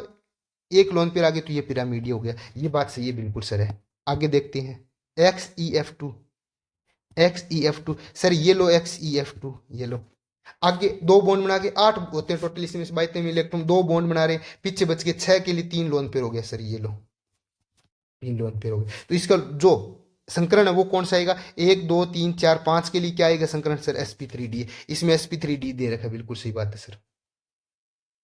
और आगे आगे sp3d, और ये कौन से संरचना है सर? रेखीय है, बिल्कुल सर रेखीय है, ये बात सही है। इसका मतलब हमने फोर्थ सॉरी सी ऑप्शन को एक बार दोबारा करो आप, सी ऑप्शन मुझे डाउट लगा था एक बार। सी ऑप्शन देखो, XeOF ये लोन पेयर, इसका मतलब ये जो इसने संरचना दे रखी है, सी ऑप्शन में इसने पिरामिडीय संरचना दे रखी है। क्या ये पिरामिडीय होती है क्या? मैं तभी मैं बोल रहा हूँ यहाँ पे यार कुछ हेक्सागोनल अष्टफलकीय देना चाहिए, अष्टफलकीय संरचना नहीं है, इसका मतलब ये ऑप्शन गलत है। तो इसका आंसर क्या आएगा? सी ऑप्शन आएगा। ऑप्शन क्या आएगा? सी ऑप्शन आएगा। आगे देखो 141 नंबर, He2+ आयन के लिए इलेक्ट्रॉनिक विन्यास और बंध क्रम। अब तो भाई इतनी बार बोल दिया। He का मतलब एक, He का मतलब 2 इलेक्ट्रॉन होते हैं, 2 He का मतलब 4 इलेक्ट्रॉन, एक ऊपर प्लस का मतलब 1 इलेक्ट्रॉन कम कर दो, यानी 3 इलेक्ट्रॉन बढ़ने हैं। 3 इलेक्ट्रॉन कैसे भरेंगे sir? Sigma 1s2 sigma star 1s1, इसमें 2 भर दिया, इसमें 1 इलेक्ट्रॉन बढ़ने है। तो सबसे पहले आपको पता होना चाहिए sigma 1s2 sigma star 1s भरे जाएगा। क्या सिग्मा 1s2 सिग्मा 1s 0 भरे जाएंगे? नहीं भरा जाएगा। अब इसका सर बॉन्ड ऑर्डर और निकाल लो, लगे हाथ, half of bond, anti bonding, bonding minus anti bonding में कितने इलेक्ट्रॉन से? 2, एंटी बॉन्डिंग में कितने इलेक्ट्रॉन? 1, यानी 1/2 यानी 0.5 आना चाहिए। क्या इसका बॉन्ड ऑर्डर 1 आएगा? ये नहीं आएगा सर। आगे देखते हैं इसमें सर, इधर देखते हैं, लियो सा यहाँ चेक कर लेते हैं। आगे देखो सर 1s2 1s0 क्या ये है? क्या नहीं है सर? मुझे पता है कौन क्या होना चाहिए। ये रहा 1s2 1s1 होना चाहिए, बॉन्ड ऑर्डर 0.5 होना चाहिए, बॉन्ड ऑर्डर हाफ होना चाहिए, 1s2 1s1 होना चाहिए। ऑप्शन नंबर डी आएगा। आगे सर देखो, इनमें से बंद लंबाई, स्थायित्व और बंद बॉन्ड ऑर्डर का क्रम पूछा हुआ है। मुझे ये पता है कि बंद क्रम और स्थायित्व, हमें पता है कि N2 का बंद क्रम 3 होता है जो कि सबसे ज्यादा स्थायित्व होता है। मैंने आपको H2 का बताया था, H2 का बंद क्रम 1 था, H2 प्लस का हाफ था। तो मैंने बात को बताया H2 की स्टेबिलिटी ज्यादा होती है किसी H2 प्लस से, क्योंकि इसका बॉन्ड ऑर्डर ज्यादा होता है। यानी बंद क्रम स्थायित्व आपस में प्रोपोर्शनल होता है और बंद लंबाई की इनवर्सली प्रोपोर्शनल होता है। यानी ए ऑप्शन। बंद क्रम और स्थायित्व एक दूसरे के प्रोपोर्शनल होता है और बंद क्रम के बंद लंबाई के इनवर्सली प्रोपोर्शनल होता है। ये क्रम आपको हमेशा याद रखना है, खोपड़ी में बिठा लो आप। जिसका बंद क्रम ज्यादा है यानी एन ट्रिपल बॉन्ड एन, इसका बंद क्रम ज्यादा है तो इसका बंद लंबाई कम होगा, क्योंकि इसमें 3 बॉन्ड है। 3 बॉन्ड होने की वजह से ट्रिपल बॉन्ड होगा, ये छोटी होगी बंद लंबाई, तो इसकी बंद लंबाई कम होगी। तो बंद क्रम और बंद लंबाई एक दूसरे के इनवर्सली प्रोपोर्शनल होती है, जबकि बंद क्रम और स्थायित्व एक दूसरे के प्रोपोर्शनल होता है। आगे देखो 143 नंबर। अरे भाई मैंने बातों बातों में ये क्वेश्चन करवाया, ऊपर वही क्वेश्चन आ गया।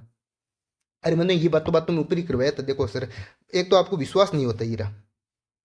अरे सबसे ज्यादा किसमें प्रतिकर्षण? लोन पेयर में, सिर्फ उसके बाद में वो लोन पेयर बॉन्ड पेयर में। यहां देखो बॉन्ड पेयर जो कि गलत है। लोन पेयर फिर sir lone pair bond pair और सबसे कम बॉन्ड पेयर बेचारा। क्या ऑप्शन आएगा? C option. आगे देखो, निम्न में से कौन सा वी आकार का नहीं है? अरे वी आकार पहले पहचानो, ऐसा आकार होना चाहिए। इसके अंदर या तो एक लोन पेयर हो या 2 लोन पेयर हो, ऐसे भी चल सकता है। क्या H2 वी आकार का होता है क्या? सर बिल्कुल होता है। ये देखो 2 लोन पेयर है तो ये तो होगा सर BeH2। सर ये देखो BeHH, क्या इसके अंदर कोई लोन पेयर है क्या? नहीं है। इसके अंदर जब लोन पेयर नहीं है तो ये तो सर रेखीय हो गया। क्या ये रेखीय हो गया सर? हाँ सर, ये बात तो मेरी भी पसंद आ रही है। बेटा वी आकार तो नहीं होना चाहिए। मैं भी ऐसे सोच रहा था सर एग्जाम में, लेकिन फिर मेरे दिमाग में सर SnCl2 आ गया, या मेरे दिमाग में सर SO2 आ गया। अरे क्यों आ गया? अभी देखते हैं, इनका भी पोस्टमार्टम करते हैं। इनका भी पोस्टमार्टम करते हैं। कैसे? SO2 सर, एस ये ऑक्सीजन फैमिली का है। ऑक्सीजन फैमिली के बाह्यतम कोश में कितने इलेक्ट्रॉन होते हैं भाई? 6 इलेक्ट्रॉन होते हैं, जिसमें से ये लो डबल बॉन्ड बना दिया, 4 बॉन्ड बन गए। पीछे कितना बच गया? 1 बॉन्ड। सर मुझे ये पता है, ये ऐसे बन गया, ऐसे बन गया, इसका मतलब ये वी आकृति बन गई। देखो ये रहा, तो ये तो वी आकृति बन रही है। आगे सर SnCl2 का देखो, SnCl2 से कार्बन फैमिली में होता है और कार्बन फैमिली के बाह्यतम कोश में 4 इलेक्ट्रॉन होते हैं। सर ये लो Cl, ये लो Cl, इसके ये 2 सिंगल बॉन्ड बन गए, पीछे बच गए 4 में से 2 इलेक्ट्रॉन बना रहे, पीछे कितने बच गए? 1, 2 मतलब 2 बॉन्ड बन गए, सॉरी 2 इलेक्ट्रॉन बच गए, यानी 1 लोन पेयर बच गया। ये लो सर, ये भी सर वी आकृति बना रहा है, यानी ये भी बना रहा है। इसका मतलब ऑप्शन कौन सा हो जाएगा? डी ऑप्शन सही हो जाएगा। डी ऑप्शन कैसा बना रहा है सर? लीनियर है। ये सर कैसा है? ये लीनियर है। आगे देखो, फज्जान नियम के अनुसार सहसयोजी बंध बनाने के लिए सही परिस्थितियां है। अरे भाई, कोवलेंट करेक्टर किसके प्रोपोर्शनल होता है? सर रिनाइन का आवेश ज्यादा होना चाहिए, रिनाइन पर आवेश अपॉन नीचे आना चाहिए धनायन पर आवेश। यानी कहने का मतलब सर, रिनाइन पे आवेश ज्यादा होना चाहिए, धनायन पे आवेश कम होना चाहिए।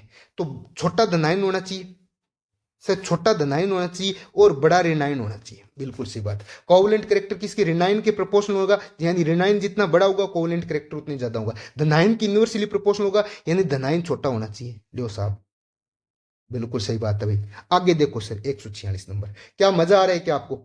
यदि आपको मजा आ रहा है तो प्लीज इस सेशन को आप लाइक करें, शेयर करें, हमारे टेस्ट सीरीज को ज्वाइन करें। ऐसी बेहतरीन टेस्ट सीरीज शायद ही कोई आपको अदर इंस्टीट्यूट के द्वारा आपको मिल रही होगी, क्योंकि हमारे ये जो टेस्ट सीरीज 45 क्वेश्चन बना रहे हैं, इसमें IITians second grade, first grade सभी का रोल है। और उसके बाद हम आपको कितनी शानदार क्वालिटी का वीडियो सॉल्यूशन मिल रहा है।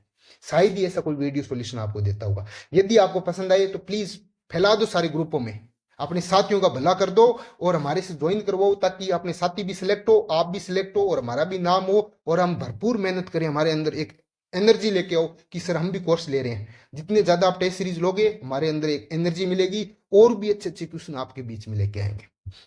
क्वेश्चन नंबर 146 जो साहब कर देते हैं अभी। अब तो सर मुझे भी कॉन्फिडेंस आने लग गया, ऐसे फीलिंग आने लगी ना, अरे क्या हम भी कर लेंगे यार सर, क्या कहाँ जरूरत है सर आपको। प्रोक्साइड, प्रोक्साइड का मतलब सर O2 माइनस, क्या O2 माइनस प्रोक्साइड होता है क्या? सर सुपर ऑक्साइड होता है। प्रोक्साइड सर H2O2 बोलते हैं, यानी O2 2 माइनस होता है।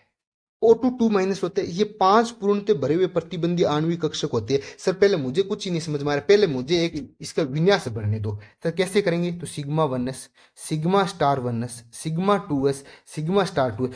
सर इसमें इलेक्ट्रॉन कितने हो गए, 18 इलेक्ट्रॉन। 18 इलेक्ट्रॉन का मतलब हो गया 14 से अधिक है। 14 से अधिक में सिग्मा 2pz पहले आता है, फिर पाई 2px, पाई 2py, फिर क्या आएगा, फिर आएगा पाई स्टार 2px और पाई स्टार 2py, फिर क्या आएगा, फिर सिग्मा स्टार 2pz आएगा।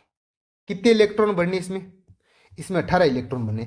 2 4 6 8 10 12 14 16 18 पूरे पूरे इलेक्ट्रॉन बनती है। अब इसके अंदर ये बोल रहे 5 एबीएमओ होना चाहिए। ये देखो एक एबीएमओ, फिर दूसरा एबीएमओ, फिर तीसरा एबीएमओ, फिर चौथा एबीएमओ। ये तो गलत बोल रहा है क्या, ये गलत बोल रहा है, पेरोक्साइड आयन के लिए बोल रहा है। फिर 18 इलेक्ट्रॉन, 2 4 6 8 10 12 14 16 18, इसका मतलब इसमें तो 4 ही एबीएमओ है, 4 ही एबीएमओ है। तो ये तो ऑप्शन गलत हो गया। फिर प्रतिचुंबकीय, क्या इसमें अनपेयर्ड इलेक्ट्रॉन कहीं दिख रहे, सर कहीं नहीं दिख रहे, इसका मतलब ये तो सही बात बोल रहा है। फिर इसका बंद क्रम, सर देखो हाफ ओ बी ओ, यानी ये वाला देखो 2 4 6 8 10 electron minus A B M O, sir 2 4 6 8, यानी एक बंद क्रम आना चाहिए। ये बात भी सही बोल रहे हैं। वह नियोन, नियोन ये होता है सर, नियोन क्या होगा सर, नियोन के सम इलेक्ट्रॉनिक होता है। नियोन में सम इलेक्ट्रॉनिक कैसे हो सकता है, नियोन में तो कितने इलेक्ट्रॉन होगा, हीलियम के नीचे आता है नियोन, 10 इलेक्ट्रॉन आता है, इसमें 18 इलेक्ट्रॉन है। क्या इलेक्ट्रॉन समान हो सकते हैं, क्या नहीं हो सकते। इसका मतलब ये क्वेश्चन कहीं फ्रेम करने में गलती हो गई, इसको ऑप्शन सेट करने में गलती हो गई। इसका आंसर आना चाहिए सेकंड और थर्ड, जो कि कहीं नहीं दिख रहा मुझे। इसमें फर्स्ट ऑप्शन बना लो इसका, सेकंड और थर्ड कर लो इसको, ये फर्स्ट ऑप्शन बना दो, इसको सेकंड और थर्ड कर लो। ये ऑप्शन यार ऐसे कैसे हो गया, प्रोक्साइड के लिए कौन सा कथन सही है, ऑप्शन तो सही, इसका मतलब सेकंड और थर्ड करो। इस क्वेश्चन बनाने में कोई गलती की है, फ्रेम क्वेश्चन सही नहीं हुआ है। आगे देखो 147 नंबर, इसका आंसर कर लो आप, फर्स्ट ऑप्शन सेकंड और थर्ड। आगे देखो एक्स और वाई दो तत्व मिलकर एक यौगिक एक्स वाई बनाते हैं, किन परिस्थितियों में इनके बीच में बंद आयनिक होगा। अरे मुझे ये पता है सर, एक्स और वाई आयनिक बनाएंगे तो ये प्लस होना चाहिए, ये माइनस होना चाहिए, यानी इसकी विद्युत ऋणता क्या होनी चाहिए सर, ज्यादा होनी चाहिए, विद्युत ऋणता ज्यादा। और ये सर क्या होना चाहिए, इसकी आयनाइजेशन एंथैल्पी कम होनी चाहिए, एक नंबर तो ये। इसके अलावा दूसरी सर, ये मुझे पता है कि आयनिक बॉन्ड तभी बनता है जब इनके बीच में डेल्टा इलेक्ट्रोनेगेटिविटी का डिफरेंस बहुत ज्यादा हो। सर किसके बीच में बनता है, जब इनके बीच में इलेक्ट्रोनेगेटिविटी का डिफरेंस बहुत ज्यादा हो। तो इनके आयनिक बॉन्ड हमेशा तभी बनता है जब इनका इलेक्ट्रोनेगेटिविटी के बीच का डिफरेंस कितना हो, 1.7 से अधिक हो। तो देखो आयनिक विद्युत ऋणता में अंतर 1.7 तो नहीं, 1.7 से अधिक हो, ये वाला ऑप्शन सही बेटे। हमेशा विद्युत ऋणता में अंतर 1.7 से अधिक होगा, यानी तभी तो जब जिसमें जब ज्यादा इलेक्ट्रोनेगेटिविटी में डिफरेंस का मतलब, एक बार मैं आपको समझा देता हूँ कैसे, आधे बच्चों को समझ में नहीं आता ना ये सीधी सीधी चीजें। सर देखो एक्स और वाई है, यदि ये बॉन्ड है, एक्स और वाई का बॉन्ड ये रहा सर, विद्युत ऋणता ज्यादा है, मैं मान लेता हूँ वाई की इलेक्ट्रोनेगेटिविटी ज्यादा है एक्स से, वाई की इलेक्ट्रोनेगेटिविटी ज्यादा है सर, तो वाई अपने क्या करे, इस इलेक्ट्रॉन को अपनी तरफ खींचेगा, तो ये क्या बनाएगा, ये नेगेटिव बना लेगा, क्योंकि बॉन्ड के इलेक्ट्रॉन को अपनी तरफ खींचना ये तो इलेक्ट्रोनेगेटिविटी होती है। तो ये जब दोनों इलेक्ट्रॉन ये वाई खींच लेगा तो इसके पास क्या आएगा, प्लस आएगा। तो ये कौन सा बॉन्ड बन गया, आयनिक बॉन्ड बन गया। सर ये कब पॉसिबल है, जब एक्स की इलेक्ट्रोनेगेटिविटी बहुत कम हो, वाई की बहुत ज्यादा हो, यानी इन दोनों के बीच का इलेक्ट्रोनेगेटिविटी डिफरेंस 1.7 से अधिक होना चाहिए। क्या बात समझ में आई क्या, बिल्कुल सर। आगे देखो 148 नंबर, 148 नंबर आयनिक करेक्टर, मुझे फज्जान रूल पता है, फज्जान नियम क्या बोलता है, फज्जान नियम ये बोलता है कि सहसंयोजक गुण, यदि किसी का सहसंयोजक गुण ज्यादा है, सहसंयोजक गुण इनवर्सली प्रोपोर्शनल होता है आयनिक गुण के। अब सहसंयोजक गुण किसके प्रोपोर्शनल होता है सर, सहसंयोजक गुण प्रोपोर्शनल होता है ऋणायन पर आवेश, आवेश डिवाइड बाय धनायन पर आवेश, धनायन पर आवेश। बिल्कुल सही बात है सर। अब देखो इसमें देखो बी एल गंगवार, अब सर साइज पे बात करें तो साइज से प्रोपोर्शनल होता है साइज, धनायन पे आवेश ज्यादा होगा तो इसका साइज छोटा होगा, और ऋणायन पे आवेश भी ज्यादा होना चाहिए और साइज भी। ये तो हम क्या है, आवेश की बात कर लो यार, इन पे आप करो, इन पे साइज करो, और आवेश इन पे प्रोपोर्शनल टू साइज करो, धनायन का साइज, और ये करो आप, ये ज्यादा बढ़िया रहेगा कि एक दूसरे के ये क्या करो, प्रोपोर्शनल टू आवेश कर दो, आवेश दोनों पे ज्यादा होगा तो सहसंयोजक गुण ज्यादा होगा। तो देखो सर, बी एल गंगवाल इधर जाएंगे, क्या ये ऑप्शन सेट बैठ रहा है क्या सर? बिल्कुल ही सुमेलित। तो नीचे जाने पे तो बी+3, एल्यूमिनियम +3 और गंगवाल +3। साइज किसका ज्यादा है सर? साइज इसका ज्यादा है। ये ऑप्शन सही बैठ रहा है? नहीं सर, मुझे ये पता है कि मैंने आपको बताया ना, 13वां ब्लॉक बोरोन सेरी में गच्चा खा जाओगे आप। गच्चा कैसे खाएंगे सर? गैलियन का साइज छोटा हो जाएगा। ये वाला साइज का ऑर्डर है सर, ये साइज का ऑर्डर है, ये साइज का ऑर्डर है, तो ये सहसयोज्य गुण का ऑर्डर है सर, सहसयोज्य गुण का यही ऑर्डर है। Sorry, aluminium. और ये सहसयोज्य गुण का ऑर्डर है, तो ये सर क्या है? ये ऑप्शन सही बैठ रहा है। आगे सर, आयनिक लक्षण। एक मिनट, आपको एक एक ऑप्शन कराते हैं, एक सेकंड रुको भाई। अब सर पहला ऑप्शन देखो, दोबारा करते हुए, पहला ऑप्शन बी+3 है, Ga+3 है, एल्यूमिनियम +3। सर साइज का ऑर्डर लिखो, साइज का क्रम लिखो। सर साइज में मुझे पता है कि एल्यूमिनियम +3 का सबसे ज़्यादा साइज होता है, फिर Ga+3 का सर सबसे कम साइज होता है Ba3। मुझे पता आवेश, यदि किसी का धनायन पे धनायन का आकार ज़्यादा है, धनायन का आकार ज़्यादा है, तो उसका सहसयोज्य गुण कम होगा, सहसयोज्य गुण कम होगा। सर ये देखो, सहसयोज्य गुण, यदि साइज का धनायन का साइज ज्यादा है तो सहसयोज्य गुण कम होगा, सहसयोज्य गुण कम होगा, इसका मतलब आयनिक गुण अधिक होगा, आयनिक गुण अधिक होगा। क्या ये बात बोल रहा है कि आयनिक गुण? बिल्कुल सर सही बात है। फिर ऑप्शन नंबर दूसरा देखो सर, BeH2, फिर CaH2, BeH2 C, sorry sorry sorry, क्या हुआ, एक मिनट पीछे करते हैं। हाँ, CH2 BH2, ये लो सर। अब आगे देखो, इसको कैसे करेंगे सर? बेटा मांगे कार स्कूटर बाप। अब देखो साइज का ऑर्डर लिखो आप, साइज का Ba ज्यादा, फिर Ca ज्यादा, फिर बेरेलियम। ये साइज ज्यादा है किस पे? धनायन का, धनायन का साइज ज्यादा है, तो इसका मतलब सहसयोज्य गुण इसका उल्टा होगा। सहसयोज्य गुण क्या होगा?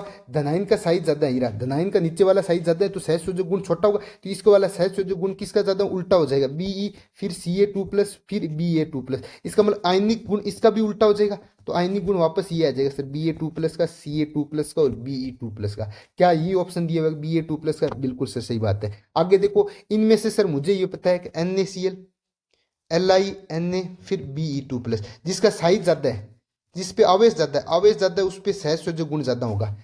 फिर मुझे नहीं समझ में आ रहा, तो एक एक ऑप्शन करो, बिल्कुल। अब दोबारा करते हैं, देखो थर्ड ऑप्शन करते हैं, एक एक ऑप्शन का पोस्टमार्टम करेंगे, अपना काम यही है। थर्ड ऑप्शन करते हैं। थर्ड ऑप्शन क्या है सर? थर्ड ऑप्शन है NaCl LiCl, NaCl LiCl और BeCl2, NaCl LiCl BeCl2। ठीक है। अब देखो है लीना और बेटा।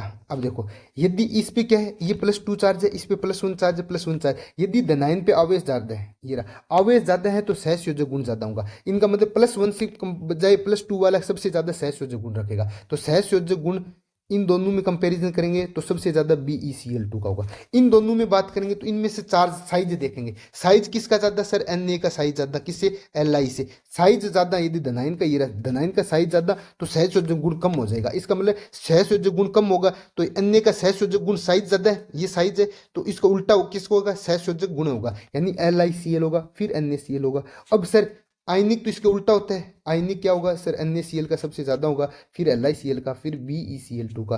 क्या ये ऑप्शन दिया हुआ है अपने? अच्छा, सहसयोज्य गुण ही पूछा हुआ है, सहसयोज्य गुण ये रहा सर, BeCl2 फिर LiCl फिर NaCl, BeCl2 LiCl NaCl, ये ऑप्शन भी सही बैठ रहा है सर। आगे देखो सर, ये रहा। अब देखो इसमें क्या है सर? I-Br-Cl-F-।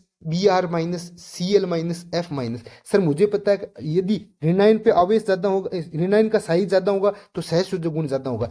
ऋणायन का आवेश साइज किसका ज्यादा है सर? I- के ऋणायन सबसे बड़ा होता है, फिर Br- का होता है, फिर Cl- का होता है, फिर F- का होता है। ये साइज का है, और यही किसका होगा? कोवलेंट करेक्टर का होगा। लेकिन इसमें उल्टा बोला हुआ है, तो ये ऑप्शन गलत हो जाएगा। आगे बात समझ में? बिल्कुल सर, छोटा सा क्वेश्चन था, लेकिन एक एक आपको ऑप्शन बताना पड़ा ताकि आपको कंफ्यूजन नहीं हो। कंफ्यूजन हटाने का ही तो काम हमारा है। लियो सर, अब आगे बात करते हैं 149। एथाइन, एथाइन बोले तो सर ट्रिपल बॉन्ड होता है। अरे यही तो होता है एथाइन, बिल्कुल सर, ट्रिपल बॉन्ड होता है, यानी इसमें, और ग्रेफाइट में sp2 होता है। और हीरा, सर हीरे में क्या होता है, हीरे में तो sp3 आता है, बिल्कुल। एथाइन का मतलब ये होगा, इसका मतलब यहाँ इसमें सिग्मा बॉन्ड कितने, एक ये रहा, दो सिग्मा बॉन्ड मतलब sp, तो sp कार्बन हो गया, और ये sp2 हो गया, और हीरा sp3 हो गया। sp sp2 और sp3 वाला ऑप्शन होना चाहिए, यानी सेकंड ऑप्शन आएगा। फिर देखो आणविक कक्ष में कौन सी इलेक्ट्रॉन व्यवस्था सही प्रदर्शित की गई है, कार्बन C2 कौन सा होगा सर, 12 इलेक्ट्रॉन है, 12 इलेक्ट्रॉन है, तो 14 से कम वालों के लिए पहले क्या आएगा सर, π2px π2py पहले आएगा। सर बिल्कुल सही बात है। के किसको बताएगा, के का मतलब होता है sigma 1s sigma star 1s2, ये रहा। फिर सिग्मा 2s2, फिर सिग्मा स्टार 2s2, फिर π2px पहले आएगा, फिर π2px, बिल्कुल सही बात है ये।